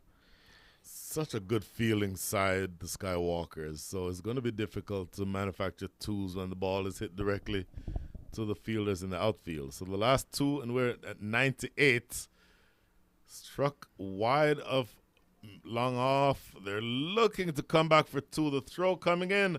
Well, I'll tell you what, a better throw there may have asked a couple of questions, but they get through safely. And look at this. Was there a chance? Was there a chance of a run out had the throw come directly to the bowler? I would have to think yes. So the score right now is exactly 100. And what we are left with what was your number? 103. 103. Yeah. Let's see. Single. Oh, down the ground. Where's that Going for the shot. What a spectacular catch. A spectacular catch there by, I think that was Sachin or maybe, I don't know if I got it. Might have been Abhinav, I think. Could be Abhinav, yeah. Now, that means, Ranty, that in our little wager, pretty sure I won. Yeah, but you're not accurate. Just as in the first game. So that brings us to the end of the Challengers innings with they scoring the exact 100 from 20 overs for the loss of 8 wickets. I think the bowlers really did a very good job for Skywalkers. Cheyenne 2 for 11 from his 3 overs. Rahul Basu 1 for 15 from 4. Aryan Satish went wicketless, but he bowled really well. Just 7 runs conceding in his 2 overs. And in terms of the batting for challengers, the only 2 big numbers that stand out to me is Rith Hinge, who got unfortunately hit wicket for a good 32 runs of 35 deliveries, followed by Pranav Batad, a very, very subtle innings, 23 of 39. Probably someone playing a little faster would have given them that extra 10, 15 runs, which at the end could prove to be the difference. And at the top, Aaron started off very well with a fast-paced 18 runs from 13 deliveries, with a solitary sixer and 2 boundaries. But I think the credit has to be given to the Texas Skywalkers for operating their spinners very well and giving them the break after every spell.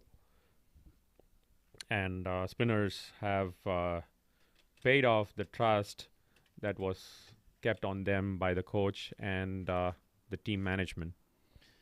Well, a tricky chase coming up. It's one of those middling totals, and had the pitch been, let's say, more or less of an issue, 100 for 8 or 101 target is relatively straightforward. But with the pitch doing what we say it's been doing all along and probably going to continue to do, it will be a really, really tricky chase for the remainder of this game. Okay. That on that note, let's also talk about the other game that's happening in Balkis between Katy Raiders and TCC Kings. They seem to have lost quite a few wickets. The latest one being Shiv Sani run out for 26 runs. The score is 129 for the loss of 5 wickets. Was it Shiv Sani, or I think there was some correction there happening. Was it Shiv Sani or was it Sahash who got run out? There is some checking going on right there. It was Shiv Sani who got run out from what we see. Score is 129 for the loss of 5 wickets. That brings in Sohan Matam into the crease to join Sahash Swetan, who's playing at 13. Pick of the bowler for TCC Kings, Vihan Mehta managed 3 wickets from his 4 overs, only conceding 18 runs. Given the way that Ryan Bagani was firing at the top of the batting order, it was a very, very economical bowling. In fact, Vihan also managed to get Ryan Bagani's wicket. Besides other 2 wickets, Arya Kanata and Darshan Haribabu.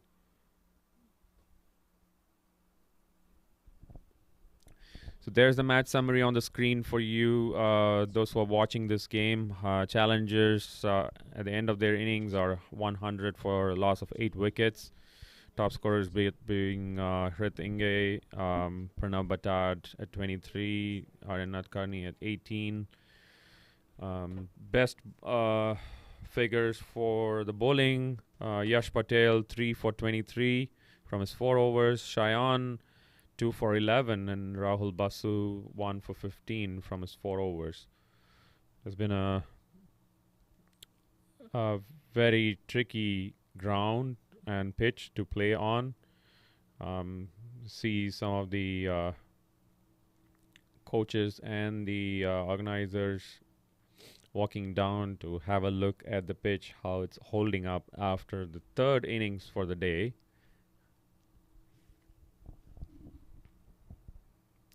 We take a short break here and join you on the other side of the innings break for the chase. Are they using that same pitch tomorrow?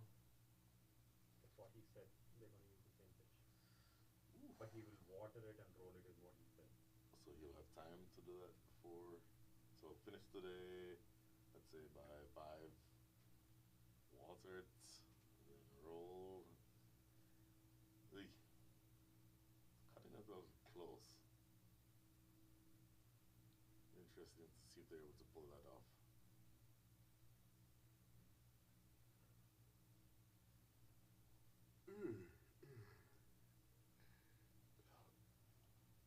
Wow.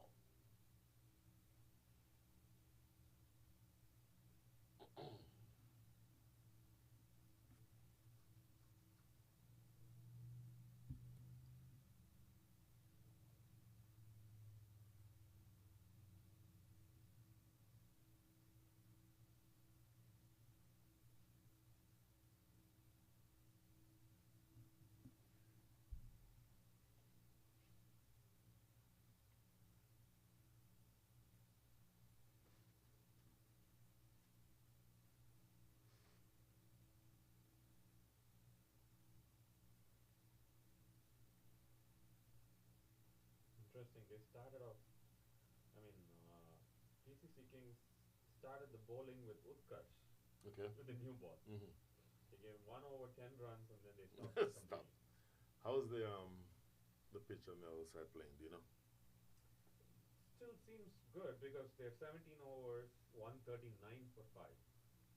So just if the only thing you look at is just the scores, it seems like over there is better for batting than Batting, and this is good for bowling. here. Mm-hmm.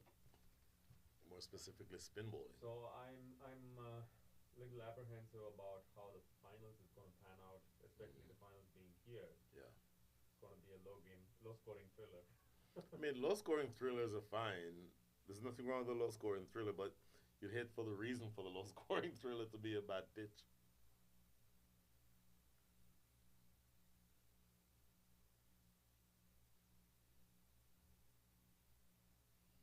Wow.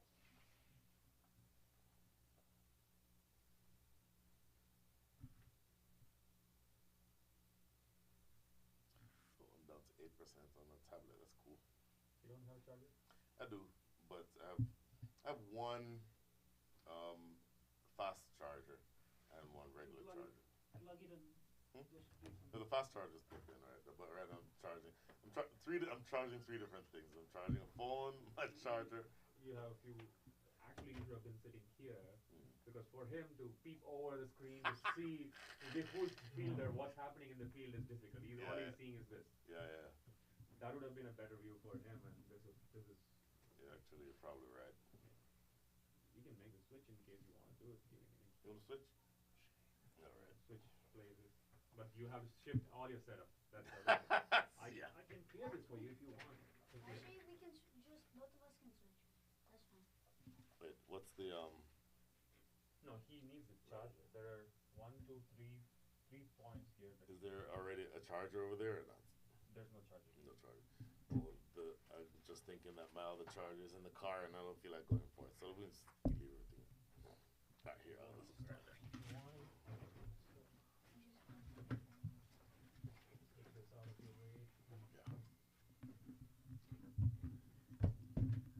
Yeah. Okay.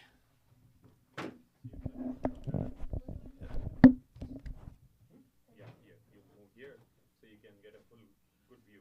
Okay.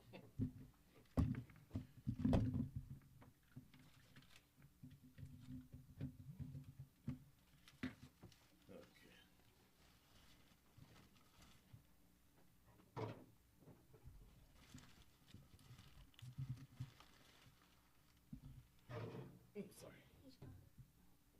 Oh no. Where's the trash can? Trash can is, you have to go to the dugout there. Is it off? Is it off? It is. Okay. So I have one. I'm already getting texts where I didn't thank somebody. Can you This is believe? the good and bad of this. Can you Yes. believe who it is? Who? My dear friend Mangesh Bhai. I guess. Because I'm all talking about Musa and not talking about PVCC and Hurricanes. And how much girl support he gives me. I guess. He's just pulling my leg. He's like, what do you think? I don't keep an eye on where you are. Yes. I'm That like, sounds you bastard. exactly like my guess. So I was like, okay, whenever I'll come speak another few Yes. words sometime yes, and hang yes, them. Yes. Okay? Absolutely. Whenever you're ready. Whenever. That's fine. That's the bad part of media, right? When you call one name, you have to call them all. Oh, I Which is know, why- man. Or you don't call anybody. Oh, you don't Yeah, exactly. Yeah. Just the whole fraternity. Yes. That one common word. Uh-huh. Oh. Holy cow. And you better talk properly, okay? Don't do Oh, Okay. no.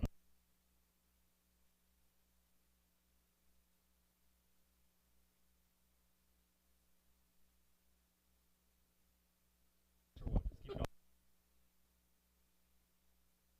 Turned it on, I saw.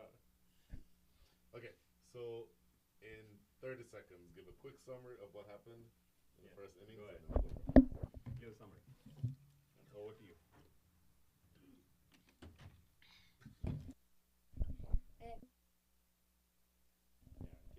Quick summary before they. Hello, my name's Ishan Mapani, and I have Brian Walters with me commentating. what happened in the first innings is that Challengers decided to, Skywalkers won the toss and decided to bowl, and Challengers have scored 100 runs in 20 overs. Rithinge with 32 runs, Pranav Bhatta 23 of the, runs, and Shayan Chakraborty with a great economical bowling period, and the whole Skywalkers with a whole good bowling period. That's it for the first inning summary. So interesting summary. And what do you expect to happen in the back end of this innings? Because you and I talked a little bit about what we expected for the pitch and when we thought it would break up and which innings would be more difficult to bat in. So what do you expect to have happen from here? In this innings, I think it will be a little bit more difficult because what we said in the pitch report, everything goes back to the pitch report with us saying the pitch is going to crumble down. Mm-hmm.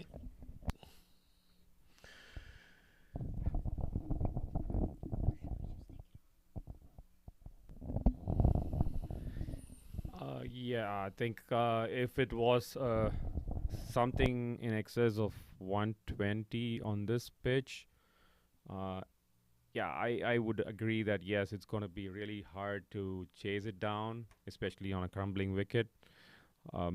For 100, it's anybody's game unless the pitch behaves really, really hostile for the batsman. Especially having these two batsmen in the crease, Arjun Mahesh, who's known for having played in different playing conditions. He should be smart enough, being behind the wickets in the first innings, to judge or read the pitch a lot better than anybody in his team, and pace is his innings accordingly, taking those singles and doubles wisely, and then keep the scoreboard ticking rather than going for any kind of big shots, which I don't think the ball will be really coming onto the bat nicely for them to go for those kind of glorious shots. It's interesting. You mentioned that you don't think the ball is going to be coming on to the bat very easily, and I think it's going to test these young batters. Rahul Basu and Arjun Mahesh are going to have to grind their way through their innings. The required rate is not very high, 5.05, but 5.05 on a pitch like this can be almost like 7.05 on a typical pitch. So they're going to have to be very careful. They need to cash in on any loose deliveries, but do enough to manipulate or maneuver the ball around to be able to create runs when it seems like they're going to have to graft their way through many difficult periods. It's not going to be easy against Nabil Chowdhury. Left arm, orthodox spinner, so he'll be taking it away from these two right-handed batters. It's going to be an interesting passage of play coming up.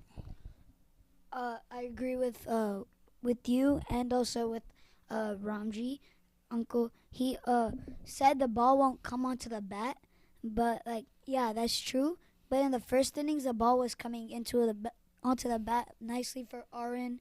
But I think the pitch slowed down a lot more and broken up a lot more since then. So I think ball might skid, sometimes just hitting one patch, but most of the time I think it would just stay low and turn. Very interesting. So all the principals are in position.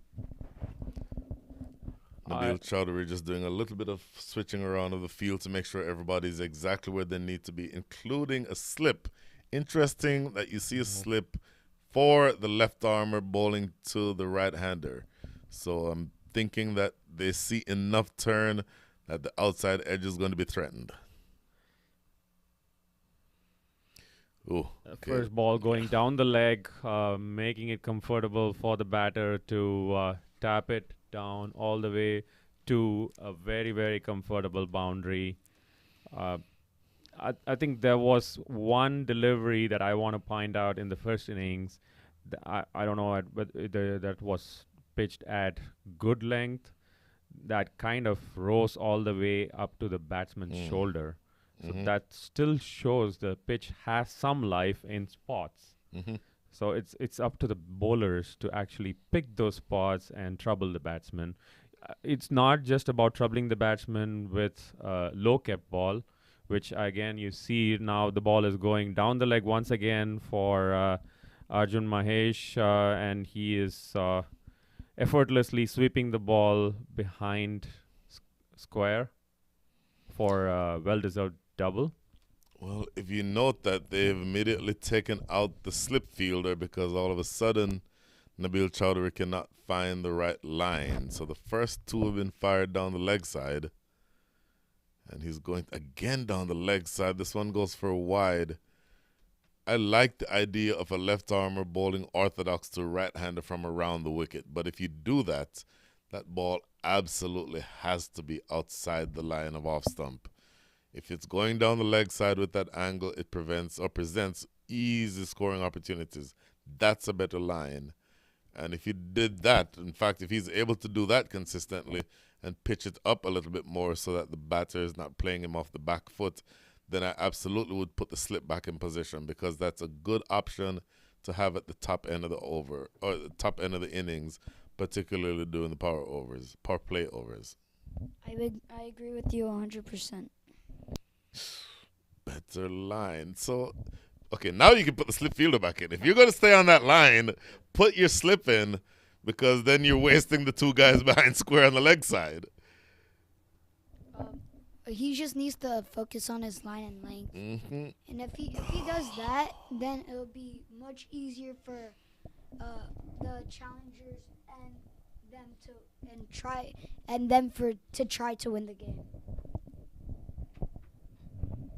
I think it's also an interesting ploy being deployed by the Skywalkers in not opening with Arjun and Rishi Ramesh.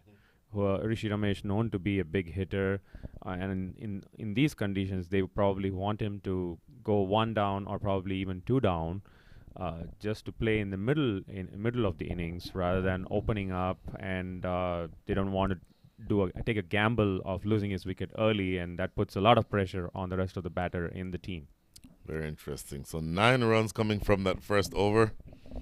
Arjun Mahesh 7, Rahul Basu 1, and then that one extra. In fact, I do remember 2 extras being bowled. So, oh, okay. Maybe, see, Ramji, when you get to my age, these are the things that happen. And I'm probably literally 8 times your age, Ishan. Brian, that could also be due to the 800 calories that you had in the match break, right? Oh, at my lunch. goodness. Please explain where that lunch came from. Okay, talking of lunch, it was a really, really sumptuous lunch and very delicious. The perfect spice levels from our title sponsor, Turmeric Indian Cuisine and Bar. They're also the title sponsor for the Houston Youth Premier League. Thank you, Turmeric, for providing us the lunch. Very, very tasty. If you're hearing this, thank you. A big shout out to you. It was spectacular. If it can make Brian doze off a little bit, I would say the food was really good. I'm close. So this is Anirudh Bolisetti taking up the attack from the... If they continue bowling like this, then challengers don't stand a chance. But don't stand a chance. That's a they just strong... got 9 runs. That's a strong statement for 6 balls. They just got 9 runs from run over. But I mean, Anirudh Bolisetti is a good bowler, so he can hit line and length easily, just like that. Very full and very wide, but struck into the covers for no run.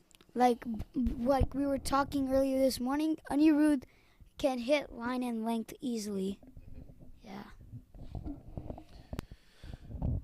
It remains to be seen which bowlers are going to have an impact. but I would really think that the spinners would have a big impact in this innings. Oh, that one stayed down low. Number one, it stayed Really down low. low. Number two, if we can look at that replay, you will see a puff of dust when that ball hit the deck, which again, absolutely look at there. Well, that was, in fact, it pitched and then deviated slightly, plus, in terms of line, plus it stayed low. What's your analysis like with the pitch right now? I would certainly say that exactly what we thought was going to happen is happening. And by the way, we talk a lot about the spinners being able to take advantage of a crumbling wicket. Pacers can also take advantage of a crumbling wicket if you drop it in the right areas. Short, That one now outside just came off, up. looking for an appeal. That one just came up, just came up. That one just hit one of the juices of the wicket, last remaining juices of the wicket. And Look you at can this see that one replay. pitched up. That one bounced more than expected. Well, once again, for me, good umpiring, because The drift Anirudh was- Balisetti's appeal only became more animated after he realized that the keeper was also appealing. Yeah, and it looked like the ball actually being a new one. Yes, And it was more of an outswing or Mhm. kind of left the batsman yes. at the crease, and that's what made all the noise. Well, that is a proper looking cricket shot that is cut. And I believe that diving attempt by the fielder running across from third man will be unsuccessful. So proper cut shot, always, in you have all these reverse sweeps and switch hits and scoops and all of that, but there's still room in cricket for a proper square cut for four. Absolutely. I mean, it's a delight to watch those balls that are being bowled to the fifth stump, being cut between point and gully or between point and covers for those boundaries is always a delight to watch. Anirudh starting off very wide in his run up, getting into the batsman and then making the ball leave him. This time he's trying a different line and not really successful because the ball going down the leg, batsman able to make some connection, but at the end it's just giving them a single there. So this is where you and I just had our first disagreement. Yeah. I love that. That was a proper bouncer. That was That's a the first bouncer that's been bowled all day. Anirudh, one of the handful of bowlers in this match who can bowl at that pace. And he bent his back and got that bouncer up around shoulder height. And I did tell you some time ago there are some spots that still Yes. proves that there is life in this pitch. Look, I am a recovering fast bowler myself from a country that produced Michael Holding and Patrick Patterson, as you see how low that ball stays. So I can tell you that good fast bowling is always something I enjoy seeing. That was the first genuine bouncer, at least the first attempted genuine bouncer, and it did get up to about shoulder height. So I like the delivery. I disagree with Ramji Uncle, but I agree with Mr. Walters. That one, Rahul was not expecting it, and he good popped point. it up straight to square leg. Just square leg was a little finer, so that could have been one opportunity. I think he just did not connect it again, partly because of he not expecting that ball to bounce as much as you said. But as I said, there are still parts in the pitches that are still having some life that can create that odd ball to make the odd ball to bounce to shoulder height. So Ramji, how does it feel to be overruled in your own tournament?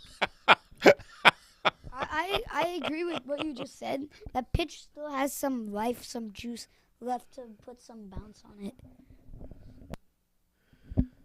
So second over, interesting. You see the change in a mode of attack. But I mean, He's still bowling left arm, obviously, but he's now bowling over the wicket. no, but one thing,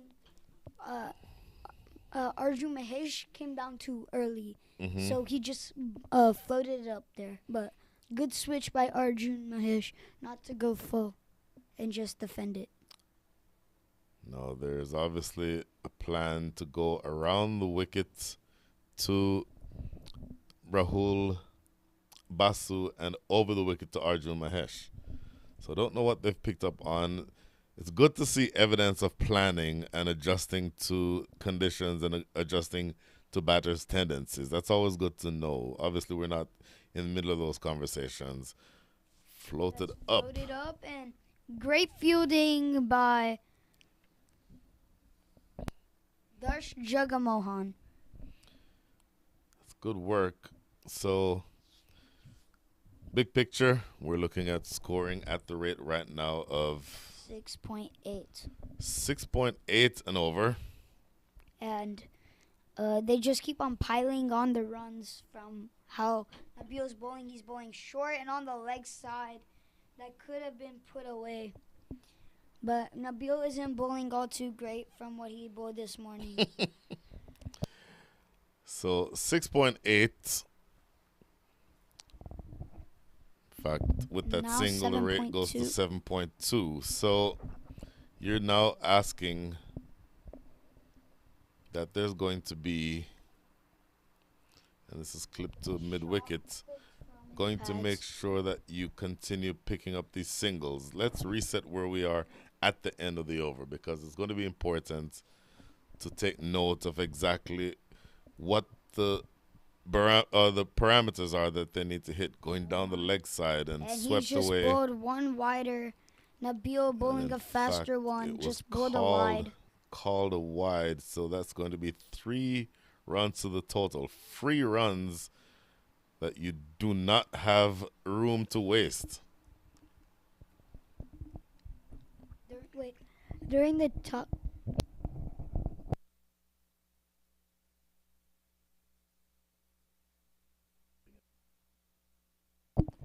Okay, back to Nabil Chowdhury. Drives this one back down the pitch for no run. Like what their coach said during their talk, not to like give them free runs like they did earlier in their first game, and they just don't have to give those extra freebies, and Nabil being very expensive, 8 as in his economy, 16 for 2 overs. The score is 22 for no loss in 3 overs. 22 without loss after 3. So just seeing where we are versus where we need to be. They're currently scoring the Texas Skywalkers at the rate of 7.33 runs and over. They need to score at the rate of 4.65. That tells me a couple of things. Number one, the bowling side, the challengers have all sorts of work to do to find the right lines and lengths. And then number two, they have to be more aggressive. Even though it's inside the power play, just 2 people allowed outside the circle, I still want to see more people in catching positions. But to have fielders in catching positions, for example, square leg, slip, short mid wicket, maybe short cover, for you to have confidence to have those fielders in those positions, your bowlers have to be able to bowl the right lines and lengths. If you have a slip and then you keep firing it down the leg side, that just takes away an opportunity for you to get a wicket and gives up opportunities to score runs. So there's some thinking that needs to take place by these 2 at the wickets, but it's being made easier for them by, for me, the field settings and the general approach by the bowlers. Yeah, another data point that proves this is while Texas Skywalkers bowled a total of 6 wides in their entire innings, the first innings, challengers have already bowled 5 wides in the first 3 overs of the game. That goes to show that discipline in the bowling is making a big difference at this stage, but the game is still far from over. You're absolutely right, but it's not just the wides. It's, for example, several of these balls that were fired down the leg side, had they not been played, they would have been wides, but because of where they were bowled on that line, they were clipped away for runs. So there really is work that's needed by these bowlers to find the right lines and lengths. Bowler said it was a good-looking cut shot. That may have the legs to get to the boundary, and in fact, the 2 fielders in pursuit now are just jogging after that ball that's cut away for 4. Lovely-looking shot. That's a great shot. Anirudh Bolaseti giving too much width, and Arjun Mahesh just using the pace, cutting it to the boundary ropes. And of course, Ishan, with this stage in the innings, you would not have a sweeper necessarily because you're still inside the power play. So, yeah, that was once it passed the inner ring, that was always going to run away for four. So what's Anirudh going to do differently now, or is he going to stick to his lion length that he's known for? That's about a Arjun comfortably leaving that, knowing that he is in a comfortable zone already. Doesn't want to try anything fancy at this stage of the game. He's taking it ball after ball. While they get ready for the next delivery, quick update from the other ground is KT Raiders have piled up a mammoth score of 170 for the loss of 6 wickets in their 20 overs, setting a target of 171 for TCC Kings to chase. There has been a late flourish, I think, by Sahash Swetan, 30 of 30, run a ball, and Sohan Matam coming towards the end, and Aryan Javeri contributing about 19 to 20 runs towards the end, taking the total to 170. So it'll be an interesting chase, especially the pitch still holding up out there, and they have some really good hitters in the lineup for TCC Kings. They're opening up with an interesting combination this time. It's Tanaf Wasi with Mayank Sirigiri, who's opening the innings. So let's wait and watch how the game pans out. Tanaf Wasi I'm familiar with. Tell me a little bit about Mayan. Mayank, from what I know, he's a player coming in from Dallas. My understanding is he is probably in the mid-age range in terms of this age group that we're talking of, probably in the 14, 15 years, I guess. But then it's interesting to see that he's opening the innings, and actually he's doing justice to that role from what I see right now. He's starting off with a boundary straight away in the first over, facing Ryan Bagani. So it's difficult to say sitting here whether it was a bad ball that was deposited to the boundary or it was a really genuine shot, giving the credit to the batsman. Sure. So that is the end of 4. Score is 27 without loss. You have thoughts, Ishan?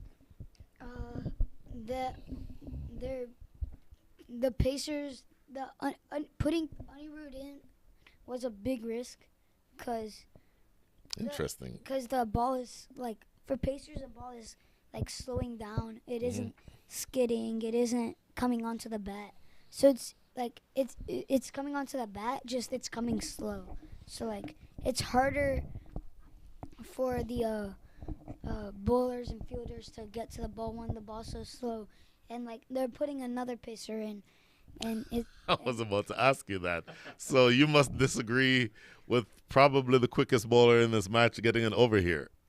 I mean, he's quick, but the pitch is gonna slow it down, and it's gonna make it low, and Arjun Mahesh, he can get really low, so all he has to do is guide it through the gully region, and it could go for 4. We have messed around and created another analyst. I told you, Brian, you are the culprit behind making all the cricketers here in the Texas region become commentators, right, before they retire. So you don't want any of them to take an early retirement and join your bandwagon, right? Look, the more people like Ishan, then the fewer times I have to come all the way down here. How about that? Your role is in jeopardy.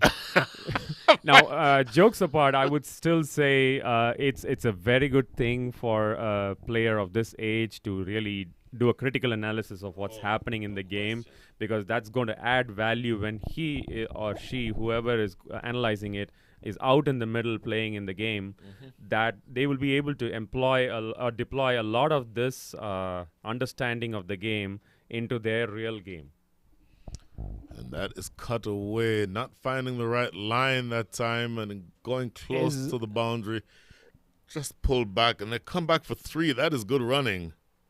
That is really good running, in fact. And they get three.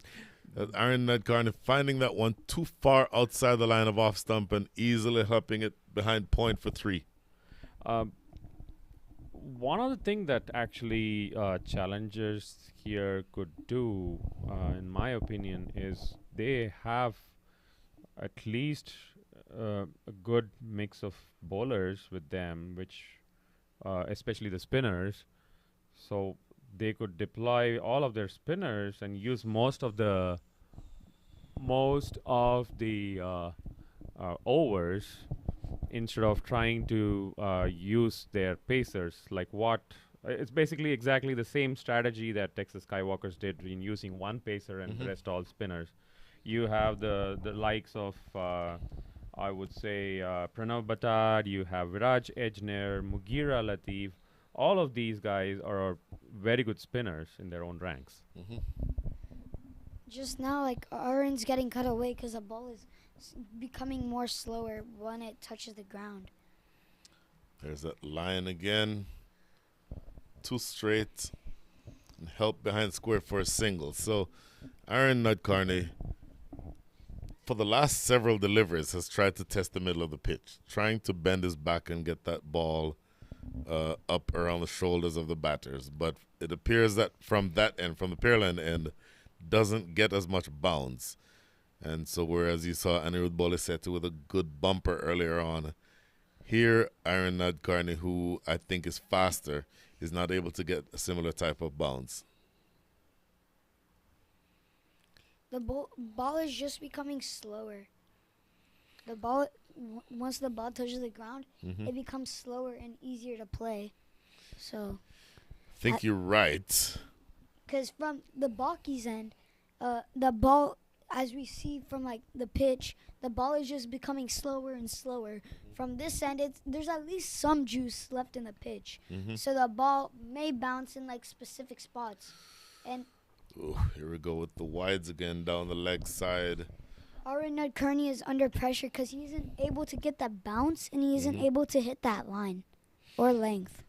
Well, these are important runs. Once again, if you're looking to defend a small total, everything has to be spot on. Your line has to be right. Your length has to be right. And if you keep firing it down the leg side, so just 3 official deliveries bowled so far and already 7 runs from the over. And umpire signaling a no ball there. Was that a no ball? Overstepping. So that's another freebie for the Texas Skywalkers, if I'm not wrong. I missed it when it happened. Let's see. Let's see, was Yep, that a no ball? Immediately called and signaled no ball by umpire Herman Geddes. Yeah, that's a free hit for Arjun Mahesh. Aaron Nadkarni, known to hit the deck hard in really bowling-friendly wickets, is not really getting the bounce that he would have expected. That free hit gave 2 runs for the Texas Skywalkers. They are cruising along towards the final finish line at a very good run rate. Without, if you've noticed, they haven't scored a lot many boundaries. All their runs have come from singles and doubles, which is really the sensible way to do. As I said that, he just went in for a big 6 over mid-wicket area. Well, once again, for me, I don't mind testing the middle of the pitch in the right areas. But from that end, the ball is obviously not bouncing as high. And so what should have been a bouncer that ends up around head height was only about waist height. And any good batter would love to see that type of delivery to be able to cash in on. And Arjun Mahesh certainly qualifies as that. And you also see the ball slightly drifting between middle and leg for the batsman to make it more convenient to pull the ball all the way to the...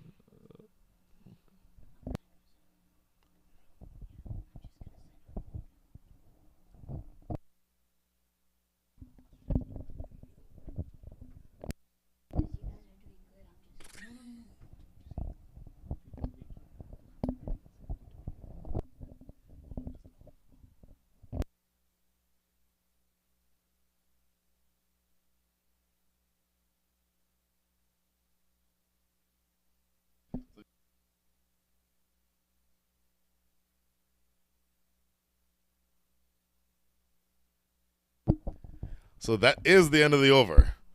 So Pranav Batar will be now bowling.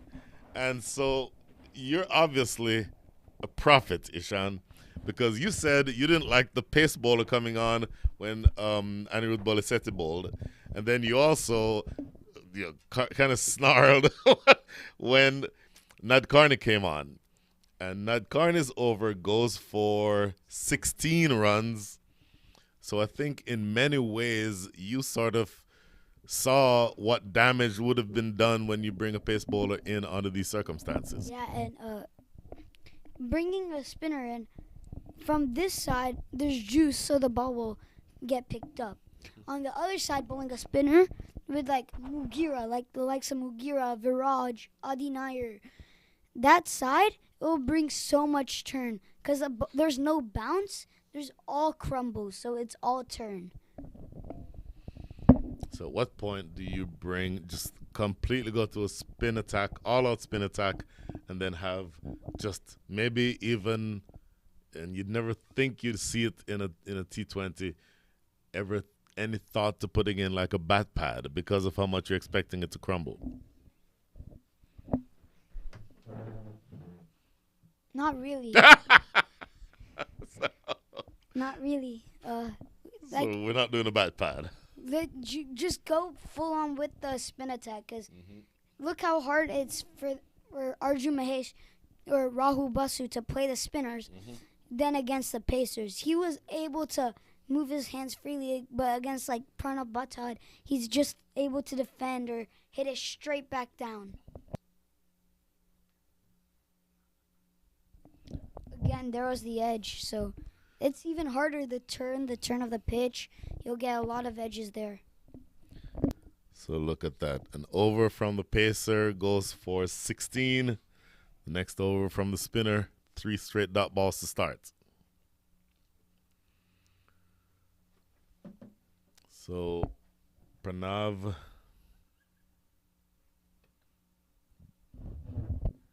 Batad is bowling really well. Flighted. Oh, that could have been a stumping.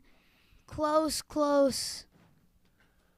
Reaching out. That's Want to close. see That's what close. happens here He's on trying the to. replay. He's reaching everywhere.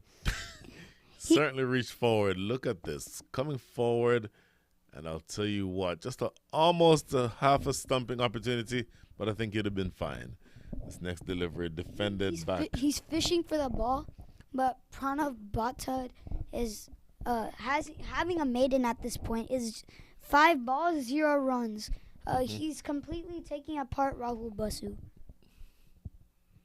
And that's another dot that ends this over on a maiden. That is a maiden. That, if I'm not mistaken, the first one we've seen all day. Yeah. Brilliant bowling by Pranav Batad. Thank you.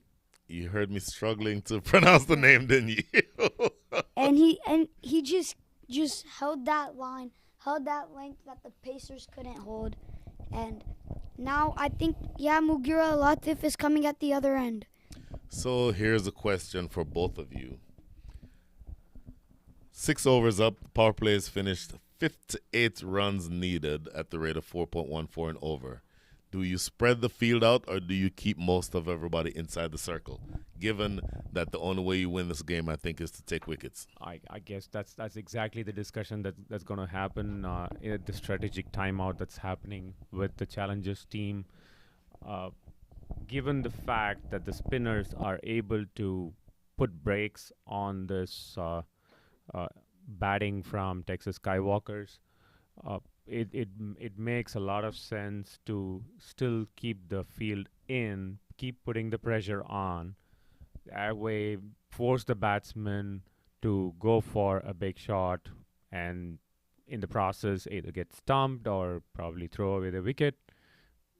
Any of this could happen, but then if the batsman is really sensible and then able to cash in the gaps between the fielders and still sneak those single and double, they really don't have to score at run a ball even at this stage. It's only 4 runs is all that they need for the rest of their innings.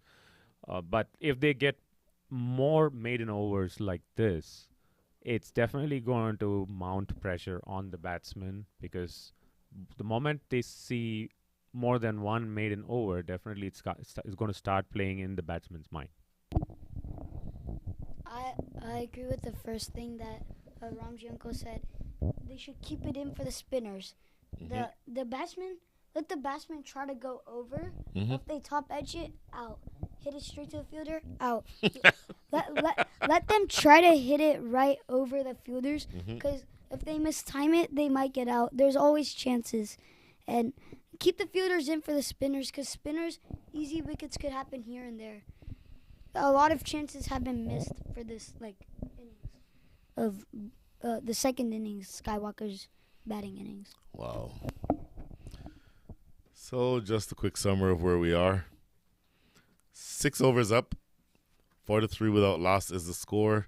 And we'll ask Ramji to get us the scores in the second match in a minute. But just for this match, Rahul Basu 8 from 17 and Arjun Mahesh 26 from 20 are your principals. Pranav Batad 1 over, which was a maiden.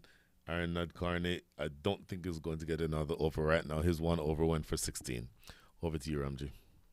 The scorecard at the other ground between KD Raiders and TCC Kings reads 22 for the loss of 1 wicket. They just lost a wicket. Mayank Sirigiri, the opener, bowled Sean Jindal for 15 runs of 14 deliveries. At least he was going at a healthy pace, not wasting too many deliveries. Picked up a couple of boundaries along the way, but they are at 22 for a loss of 1 wicket at the end of 3 overs, chasing a total of 171. So you may have gotten your wish, Ishan. I think they're going, at least for the time being, with an all-out spin attack. This Wish, is Viraj they Edgener. have to do it. They have to do it if they want to win. Boy. Viraj Edgener into the attack for the first time in this match. First couple of deliveries. My opinion, spread out the field for Arjun Mahesh, but bring the fielders in for Rahul Basu. Because he's going to try and chip it in the air, I'm guessing. And if he chips it in the air, close fielders can come and take the catches. Well, I certainly think that's part of the thinking. Edgener again, very full. Oh, my goodness.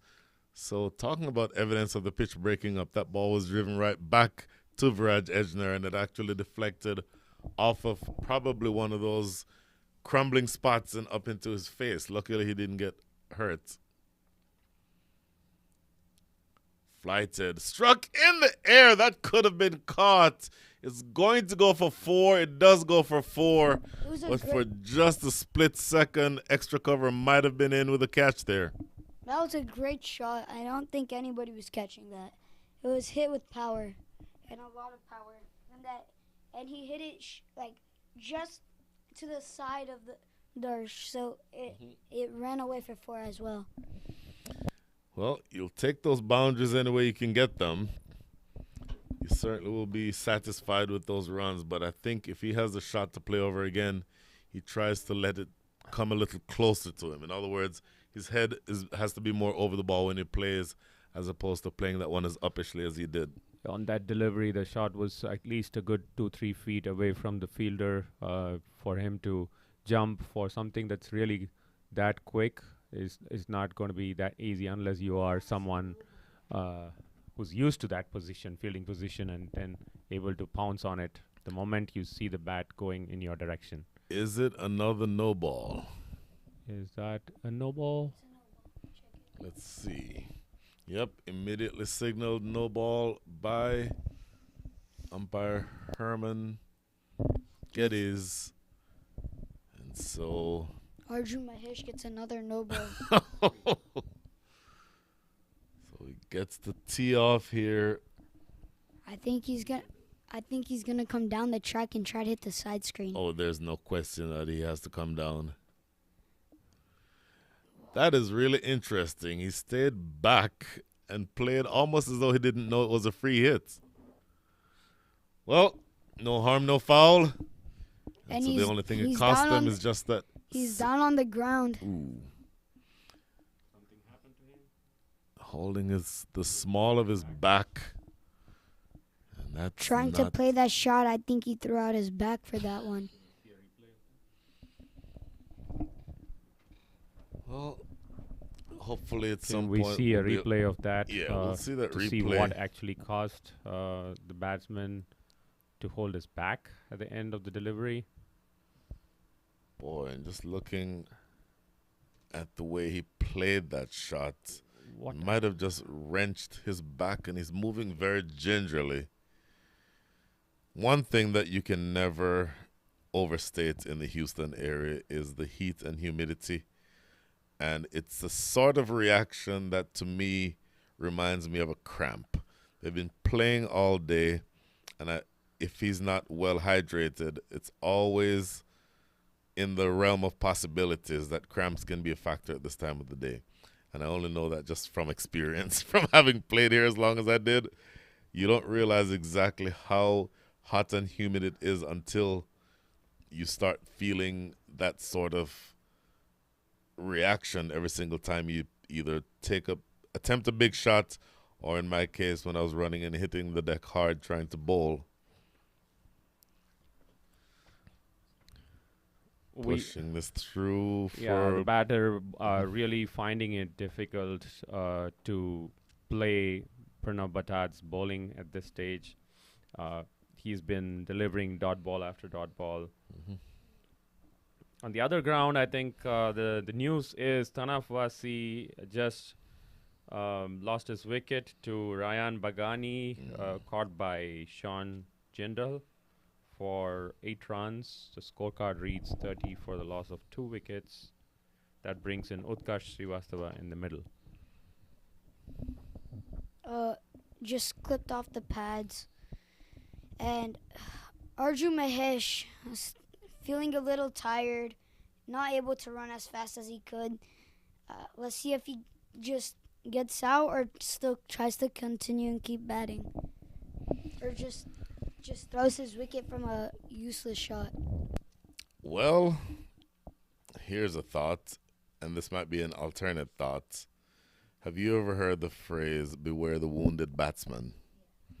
Absolutely. One thing that could potentially be an option is they only need from here another 48 runs before that last ball, make that 47. One option would be, you know what? This is a long tournament. We're playing again tomorrow. I'm struggling a little bit. Why don't I just hit for the fences, or whatever happens, happens. If I get out, there's still 9 wickets in hand. After that, I can certainly conceive or perceive him going sort of nuclear here, taking the nuclear option and hitting out. If his back is still holding up for him to go for the big shots, if he's not really able to lift the bat and do those big swings with that back really troubling him, he is known to be a fighter from what we have seen in the past. So he is likely to grind it all the way, take the singles and doubles, and not take any risky shots that would actually impact or cause more damage to his back. Either that or loft it over extra cover. But I think that was a ball that needs to be given the treatment. It was flighted so much for attempting the batsman to come in front foot and charging down the ground, playing it over extra covers. That is a good piece of work, inside out and skipping down just to get to the pitch. He just hit that just over, and now he's trying to take the... Ooh, and it's a misfield by Mughira Latif. Straight, easy.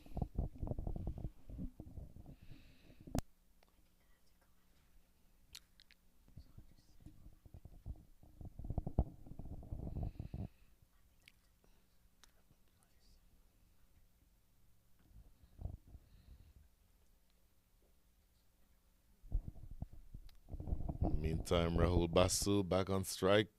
Oh, in the air, landing just short of short mid wicket. That's a great piece of bowling, and could have been a great piece of fielding. Just 3 balls now remaining. Trying to angle it through. Oh, and that's a catch. He's popped it up again. Landing Great piece of short. bowling. Mm-hmm. Just chipping it up in the air. Just landing short of that man at short extra cover. The required rate, gentlemen, now down under 4 rather, it's 3.88. And so if you are looking to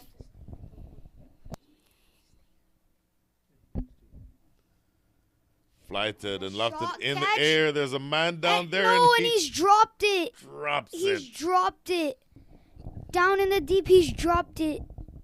The wicket that would have made them happy. He's dropped it. He's dropped Arjun Mahesh.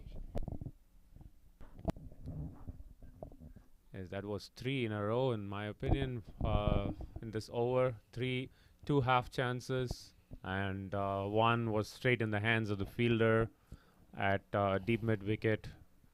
Could have been a game changer if he had held on to the catch. Mm-hmm. Especially the spinners doing their part in terms of restricting the flow of runs. Viraj really had a good, productive second over. Mm-hmm. And Pranav Batad coming in back to bowl his third over. I think he's conceded 2 runs from the previous over, and a maiden before that. This is Ishan Alpani signing off for the day. Ishan, I'll tell you, you are welcome back here whenever you can. In fact, you don't look too good. You might have been limping a little earlier. So I think you need to miss your game tomorrow so you can just be here first thing in the morning to commentate. That's Brian Walters messing with Ishan Malpani. Thank you so much, Ishan. Yeah, it's a pleasure and it's a treat having you, Ishan, here. Absolute joy. Yeah, if you want to come back again to join the commentary box, more than welcome.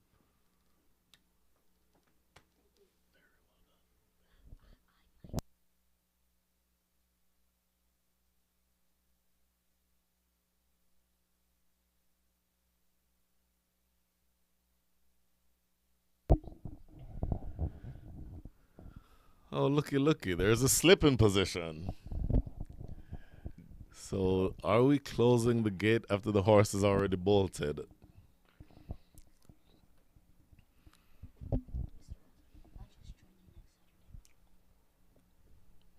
Okay, slip in place for Pranav Batad. Well, that was the area that the batter should have been hitting the deliveries from the beginning. Playing in the V, knowing that it's not easy to negotiate this kind of a spinner. I think they should have been playing in the V between mid-on and mid-off. Finally, they're making room for themselves to push the ball down the mid-on area for a quick single.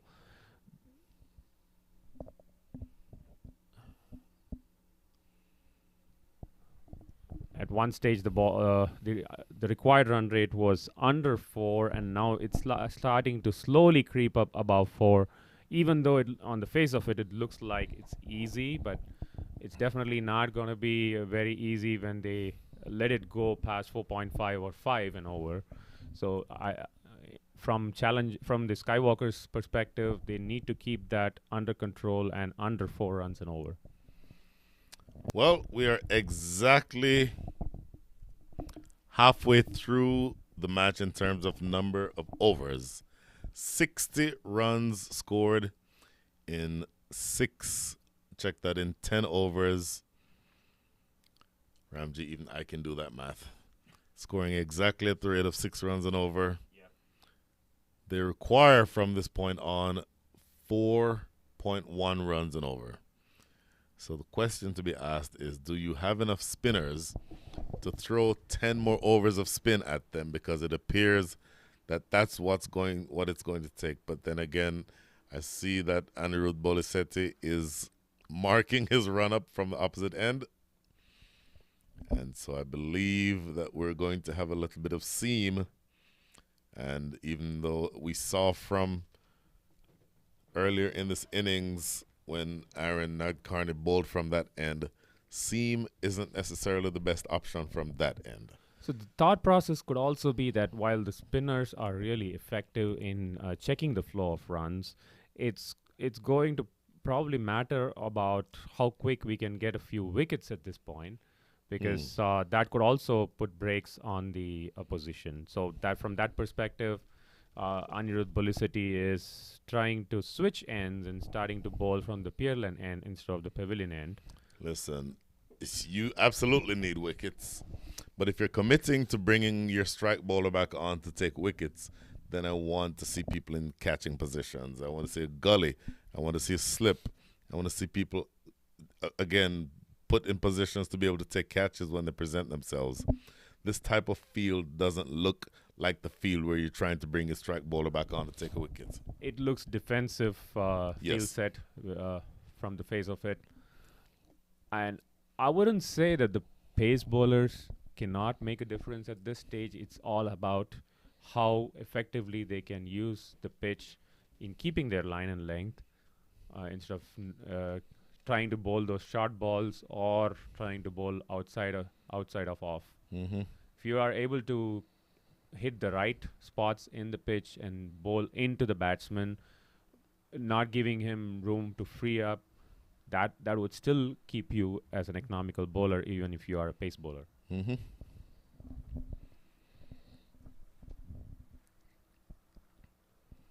So Anirudh Boliceti, 2.3 overs, none for 12. Generally bowls a very good line and a good length, and I think just a touch slower in terms of pace than Aaron Nadkarni, but it appears, at least from this end, that pace isn't going to be as effective today. So, you have at least 5 strike bowlers or 5 primary bowlers in your attack, so eventually you have to use them. But for me, I probably would have stayed with the spin just a little bit longer because it feels almost like that's the only way I'm going to take a wicket. Because they're, at this point, just able to push the ball around into the gaps from the pace bowlers. Doesn't look like there's a lot of sort of threat being posed by them, by at least by Boliceti in this over, and by Nadkarni before him. As a batter, if you can put the open face of the bat to the ball, Yes. the ball is just going to come directly to the bat, so it's not a big deal. So my opinion, they should have continued with either Viraj or tried Mugira, because he's also a very, very handy left leg spinner. So it's a strange calculation from Skywalkers trying to bring in a pace bowler. So far, I think the over has still been very effective, I would say. He just conceded only 3 runs from this over. So I from that perspective, yes. And that has pushed the asking rate now to 4.22, needing 38 runs from the remaining 9 overs. 38 from 9. Put another way, 38 more runs from 54 balls. If you're in this situation, particularly with 10 wickets in hand, it's always good to have more balls remaining than runs that you need to score. So, I was going back and forth earlier with Ishan talking about the win predictor. If we had a win predictor right now, I would say my score for the win predictor would be about a 74% or so. A lot can happen in the next several overs, but this is swept behind square. They'll get 2. Okay, it just went from 74 to 76 on that one shot. Arjun exactly knows where the fielders are when he's playing that shot. If I were Skywalkers, having tasted a big defeat in the morning and at -3 or -2.3, I didn't check the net run rate. They were really negative from the morning defeat. Okay. I would like to actually win this game against challengers, win a big margin, leaving at least 3 or 4 overs to spare.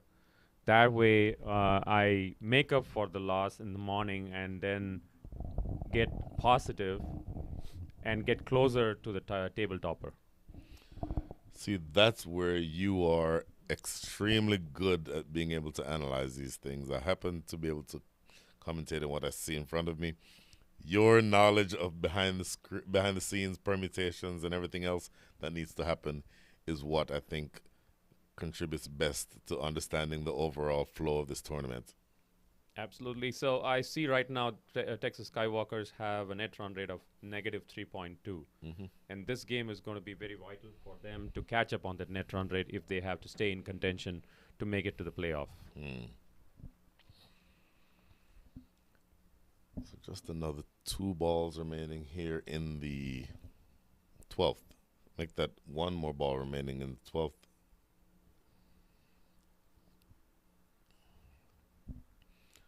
Tossed up and using his feet very nicely to come down to the pitch. Arjun Mahesh batting well on 37 from 36. The score is 67 without loss. Just another 34 runs needed for victory. Still see the required run rate slowly inching up. And as I said, they have to make the most of it, win it by a good margin, and make it a comprehensive win for the team.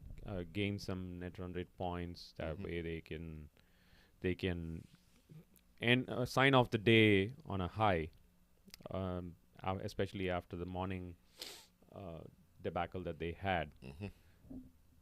So Viraj has been brought back into the attack to replace Anirudh Bolisetti from the Pearland end. Again, it's a wise move. The last one definitely did not backfire. Anirudh gave only 3 runs, which was still a good one. I think that Rahul Basu goes for a big shot. Didn't quite carry though. Landed in the 45 yards distance between extra covers and the man that was running in from long off. Looks like Aaron Nadkarni down there running around from long off to his right, to his left. I'm sorry, and not able to prevent those 2 runs. So their deficit now 32. 32 needed from 47 balls. And once again, with only 10 wickets in hand, or I should say with all of 10 wickets in hand, the challengers absolutely need to take wickets. This is stroked down the ground. Nadkarni now moving the other way to his right. And so even though you make a good point that the required rate was inching up, but it's not inching up from 8 or 9. It's inching up from 3.8. But so on a pitch like this, a pitch like this, for me, if you're able to score anywhere around the rate of 5 runs and over, it makes it not easy, but it makes it a less difficult chase than it otherwise could have been. Because all day they've been scoring at around, for a while the run rate was around 7.5, came down, but it's still down to 5.6. In fact, yeah, exactly 5.6 as of right now. So to me, wickets are what's needed, and this is off the back foot, forced down the ground, and they come back for 2. So those 2 runs and over, or 2 runs off every ball. You have a couple that went into the outfield that Nadkarni had to do work to get to. These are all opportunities to essentially put the game away. Yeah, keep in mind, a couple of overs ago, Arjun was holding his back after playing a shot. Yes. And it was interesting to see him arching his back, going on the back foot, and then playing that lofted drive down the ground.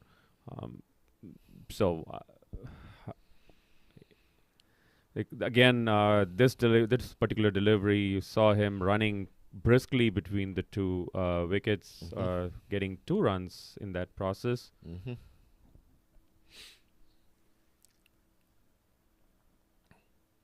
Oh, Using his feet very well to smother the turn on that one. That should be the end of the over. It is the end of the over. At the end of 13, just another 42 balls, or make it make that 7 overs to go. Score 7-4 without loss.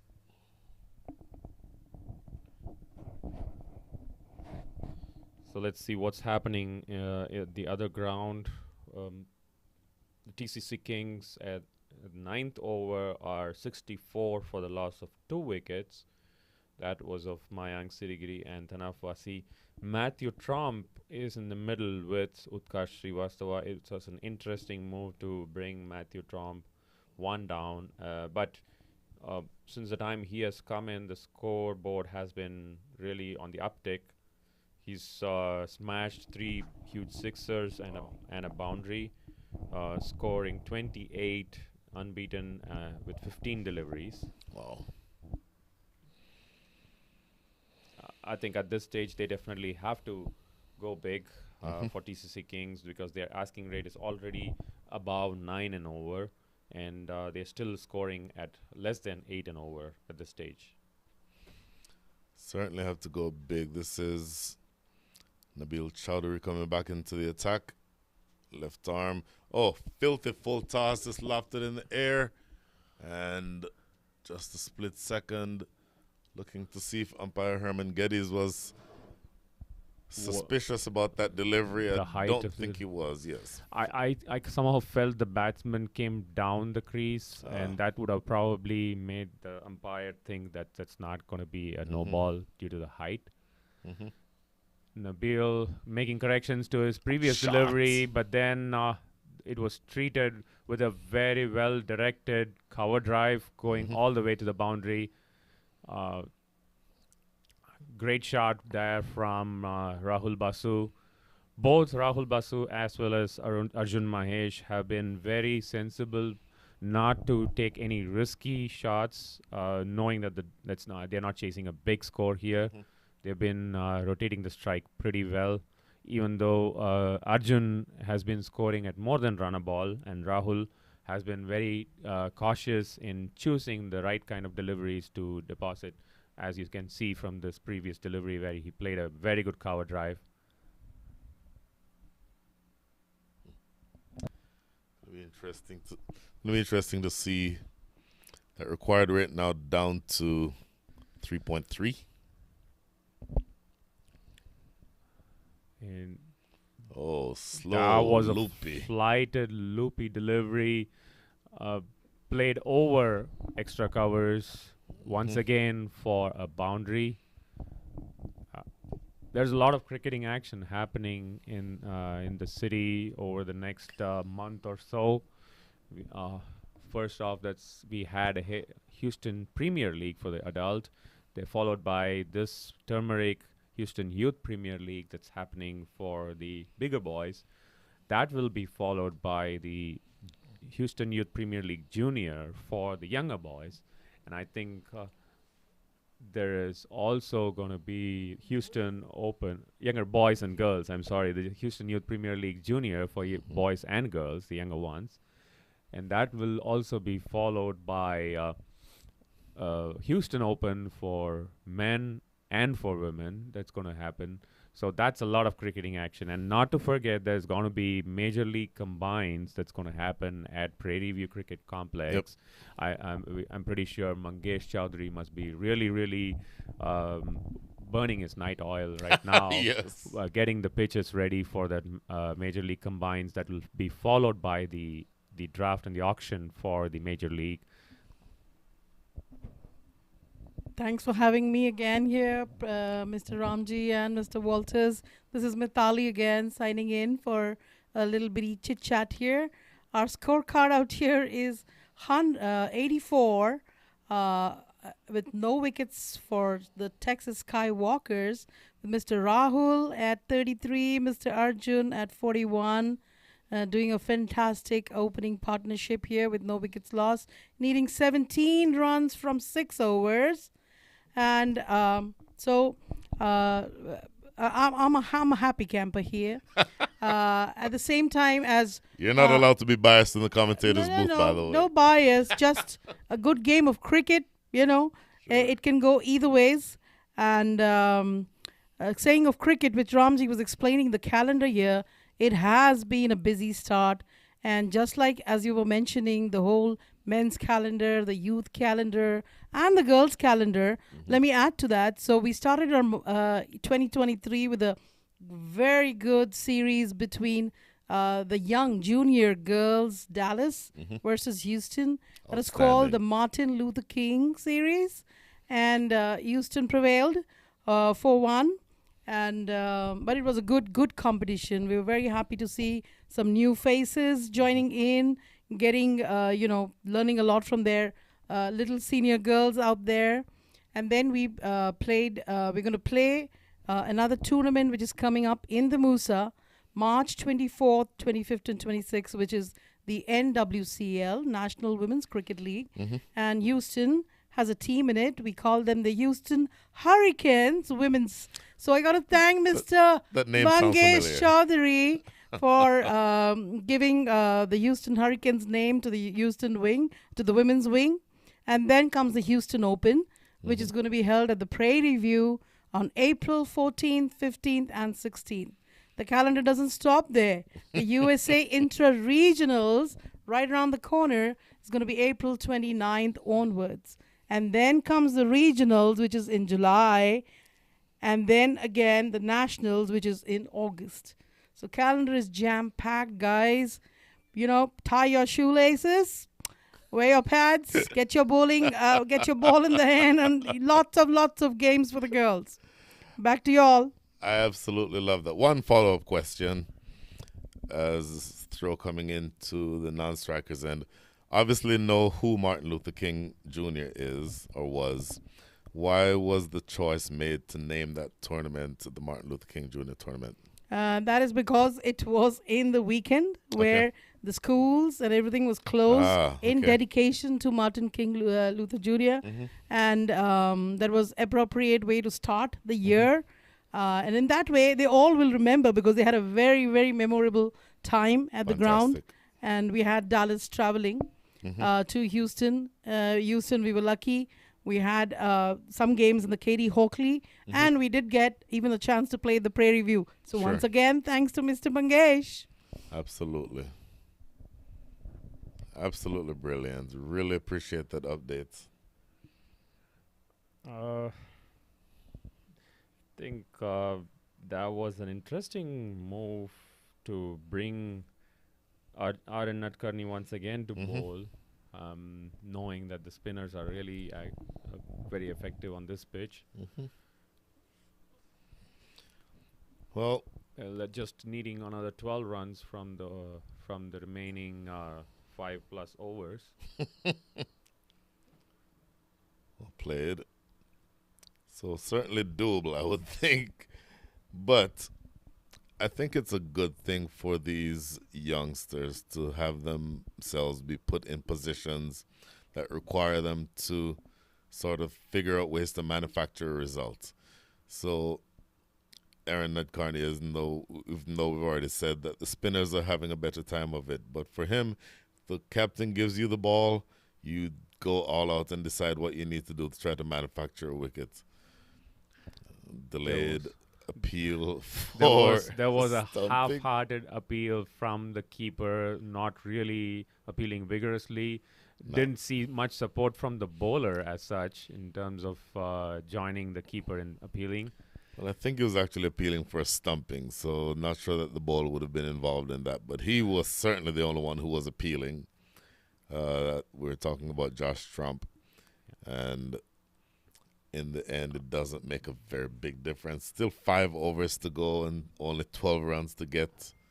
So if you care about that sort of thing, the required rate is now down to 2.4. You could bat as though you're playing a test match, and I don't mean a basketball test match. I mean a regular test match. and actually win or and actually get that without much fuss.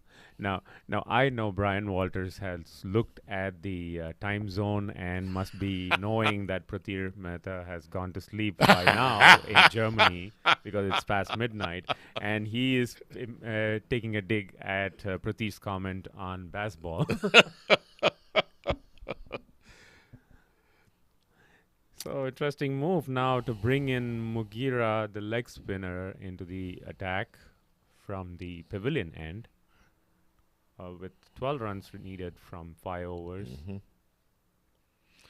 Oh my goodness! Was that a no In ball? the air, and the catch is going to be Was taken. that a no ball? Did the umpire do anything? Looking at umpire Herman Geddes, he did not signal anything, and Let's see the- therefore Let's see the height. tossed up very high and appeared. Of course, we're not exactly square of the wicket, so it's hard to make the decision from our end. But it certainly, at minimum, looked close to have been over waist height. So this might give some. Oh my goodness! That was not a slow motion replay for us to actually make a call, but it still looks very close to being a no ball there. Sure. Should have been a no ball call from the leg umpire. But all in all, another display, another evidence for not perfect deliveries getting you wickets. We saw one this morning where a short pitch delivery was pulled and then ending up being a wicket. This one, a full toss, doing the damage there. Batter would have expected that to go all the way to the boundary, but top edge did. I have to tell you, when I played and I batted, the number one delivery that would get me out was a full toss exactly like that. Ball at me, 85, 90 miles an hour, I'm comfortable. A loopy full toss like this gets me out every single time. Yeah. So this is Rishi Ramesh on strike. Yeah. It's a very unusual phase of the innings for Rishi Ramesh to come in to play bat in the middle. 12 runs remaining. 12 runs remaining, 5 overs in hand. Texas Skywalkers losing their first wicket of the very first delivery of Mugira. At the end of the day, a wicket is a wicket. Mm-hmm.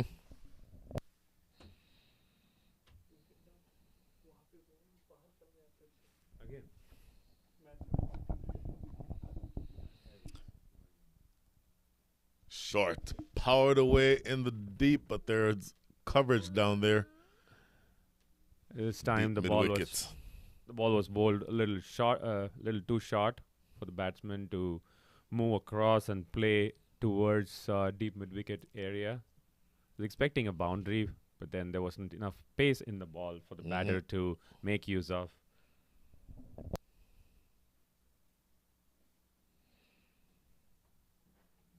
Off the back foot, forcing it to the sweeper and the covers. So looks like they're very happy to do it in ones and twos, the Skywalkers. Just a small matter of 10 runs remaining now. Scoring at the rate of 5.87. This is probably the last time it makes sense to talk about the scoring rates. Scoring at 5.87 and only need to go at the rate of 2.22 from here. As I said, the earlier Skywalkers can wrap up this game, they're going to gain some really good net run rate, especially having 9 wickets intact.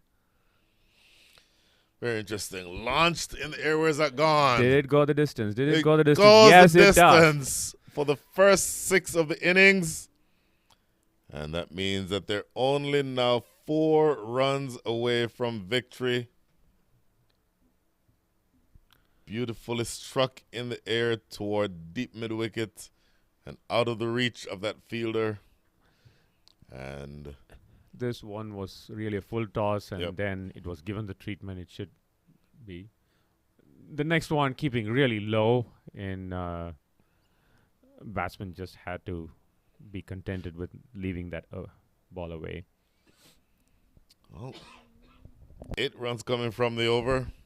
The score is 97 for 1, and again, just a small matter of 4 more runs needed for victory in what could potentially have been tricky batting conditions.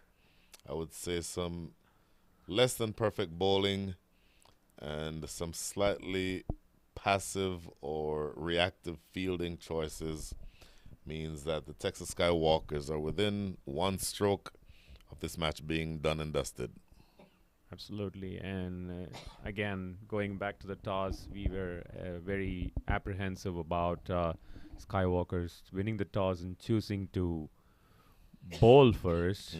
And hindsight, it looks like they have played their cards really well in terms of effectively rotating the bowlers, using the right field set for each of the bowlers.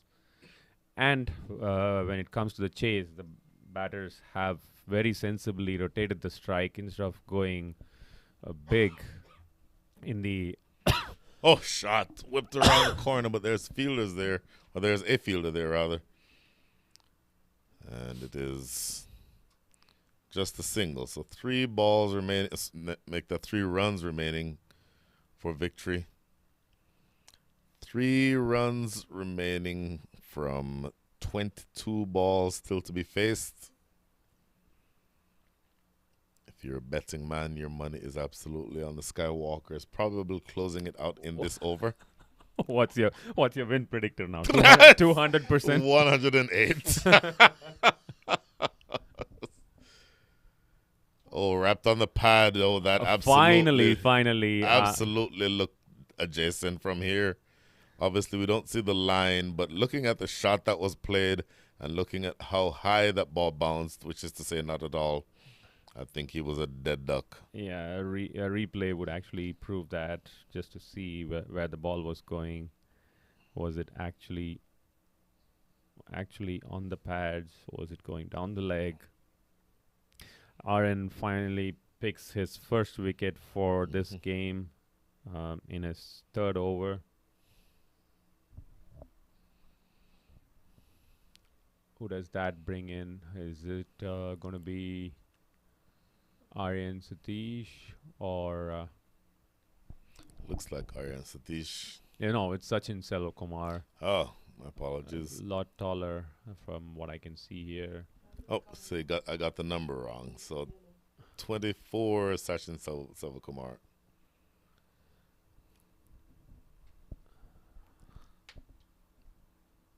So this is the type of situation that you come in that there is no upside.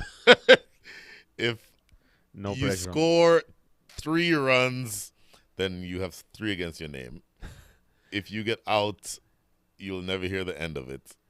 So I think Sachin, just more than anything else here, just wants to get off strike. I don't think he'll be looking to end the game. I think he'll be just looking to get off strike. You know what? I mean, if I were to Skywalkers, look at knowing Oh, what appeal for is catch. just happening there was Not given. If you see, and if we're able to see a replay, he's walking down the wicket toward Aaron Nadkarni as he comes into bowl, which takes some guts. I'd really love to see that if it's available, because exactly the opposite of what I thought he would do. I was just suggesting that he just get off strike. knowing Sachin, he's a big hitter, and for all of 6'2" person there, he would like to do something very different. Now he's appealing for a leg before, and not quite pleased with the decision from the umpire. No, he's not. I mean, again, going back to the point, with just 10-12 runs left in the innings, if I were Skywalkers, I would have probably tried some of my middle and lower middle order batters to get some game time and Correct. experience on this pitch.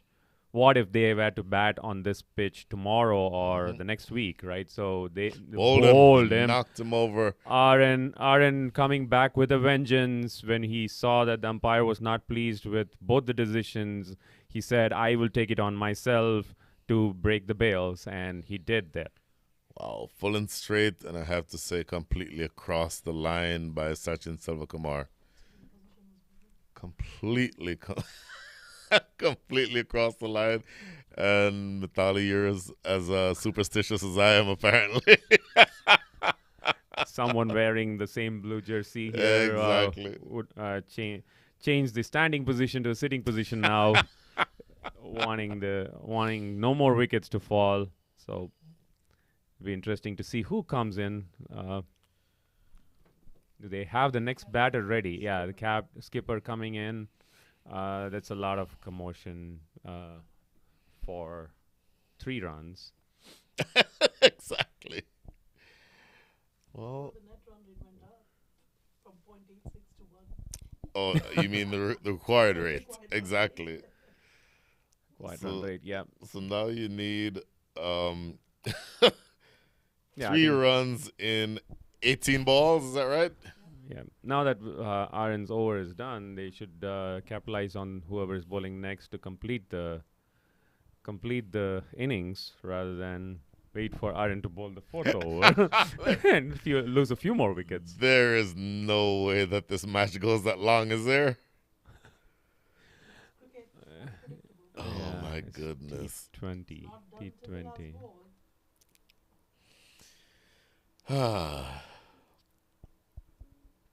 Well, Josh Trump, the keeper, coming up to the stumps. Actually, What's just happening? I think they haven't switched sides yet. Yeah. The keeper now realizing that it's end of the over. okay, got it. Yeah. I was like, what am I missing here? Probably the umpire. They were waiting on the umpires to signal over. Got it. I saw the leg umpire walking in next to the keeper and say, "Hey, what are you doing in my position?" So yeah, So that brings back that ball is set. Rahul Basu on strike. Oh. Basu on strike, and Anirudh Bolisetti Yeah, seeing the there's success Bolisetti. tasted by Aaron Nadkarni from the Interesting. Pearland and wants to take the ball in his hand to see if he can cash in and get a couple of wickets here, Very, very irrespective of what the interesting. result is. No, it won't be as easy. Rahul Basu is on 35 from 51.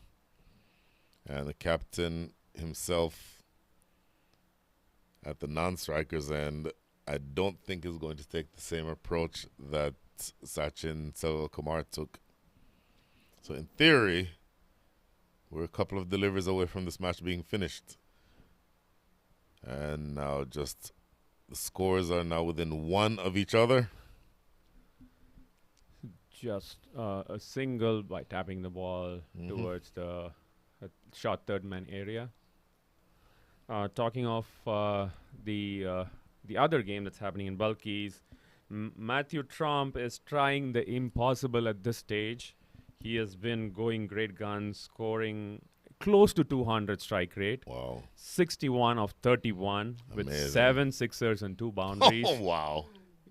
Pushed the score to over the 100 run mark. They are at 109 for the loss of 2 wickets.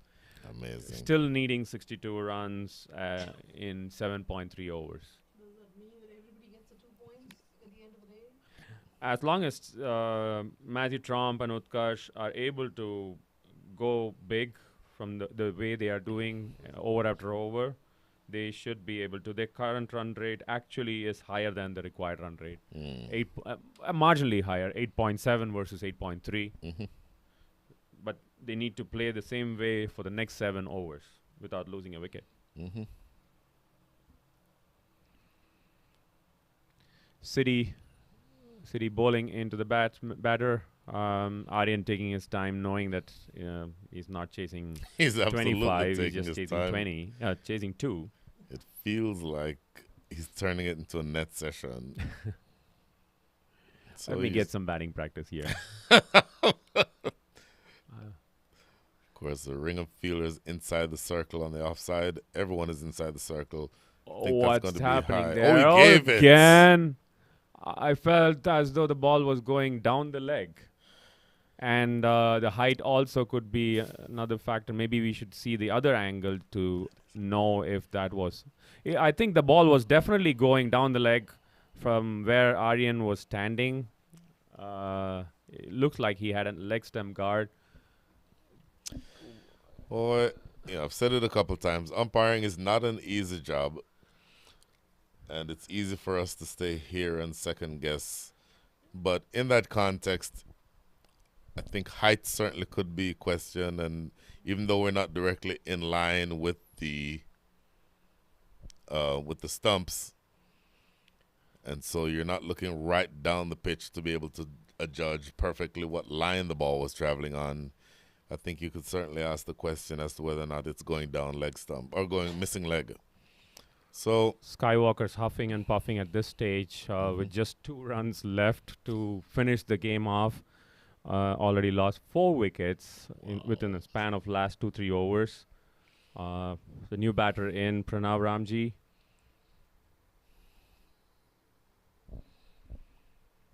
wow. Having a quick chat with Rahul Basu. Rahul Basu giving his input about how the pitch is working out. So Anirudh will be a satisfied man at this stage because he also got a wicket, just like Aaron bowling from the other end.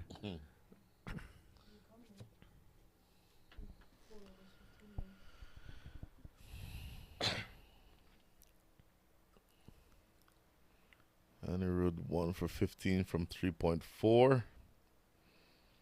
And he'll be bowling now to Pranav.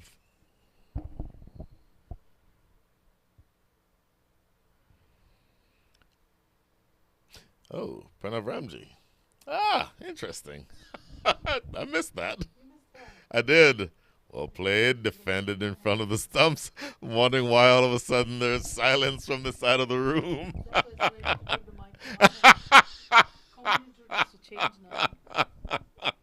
Well, our commentator has now gone in silence. So there's a change in the commentator. Mithali is back to finish off this game. Mithali, I found it very difficult when my son was playing cricket to watch him bat, and I know exactly what Ramji's feeling now. Appeal for a catch. Everyone is running at the umpire. The umpire says no. And they're hopping around. I'm not exactly sure what the appeal was for. Looking at the replay, going down the leg side, that might have just maybe clipped the Thigh pad. pad of the batter, the thigh pad. And Mr. Ramji, as calm as you see him here, and you can't exactly see him, I guarantee you his heart is about to jump through his chest. Absolutely. This is a situation which no one wants to be in. But Brian and I are seeing that image right here.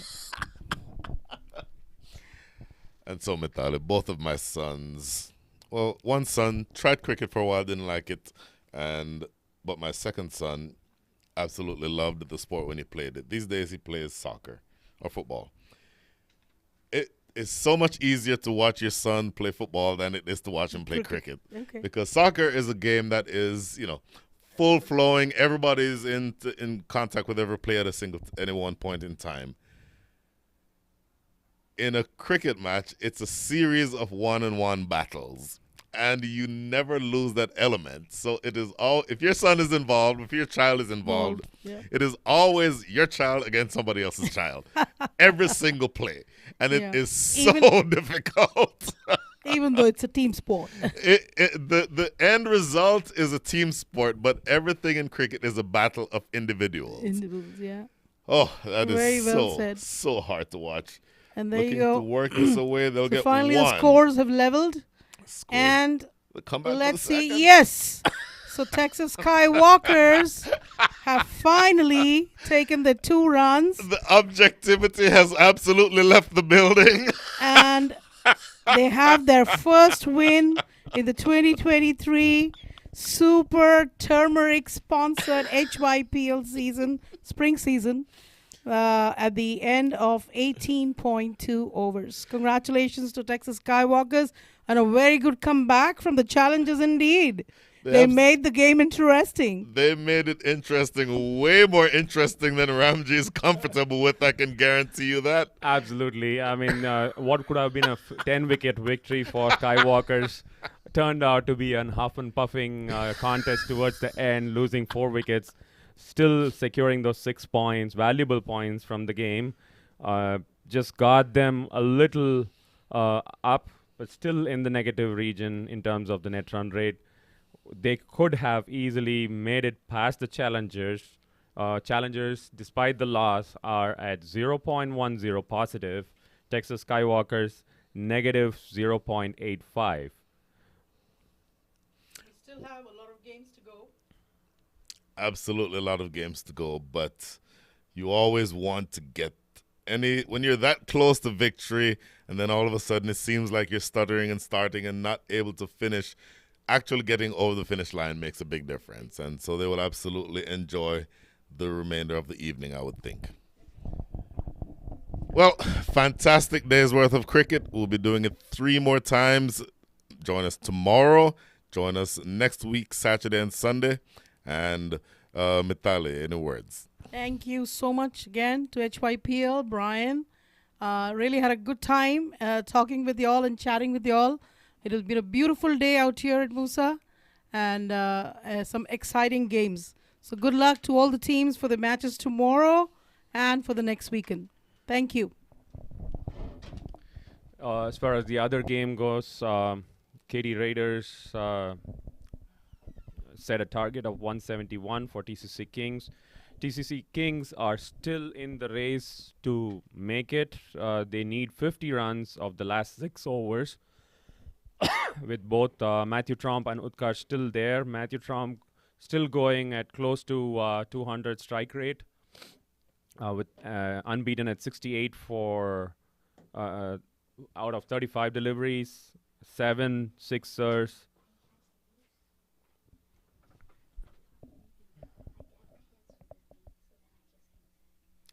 We sign off from the commentary box. Brian Walters, myself, Ramji, and our junior commentator, Ishan Malpani, signing off for the day. And catch you all tomorrow for another round of exciting cricket, both morning and afternoon, in the Turmeric Houston Youth Premier League Spring Super Edition Season 5, 2023. Thank you.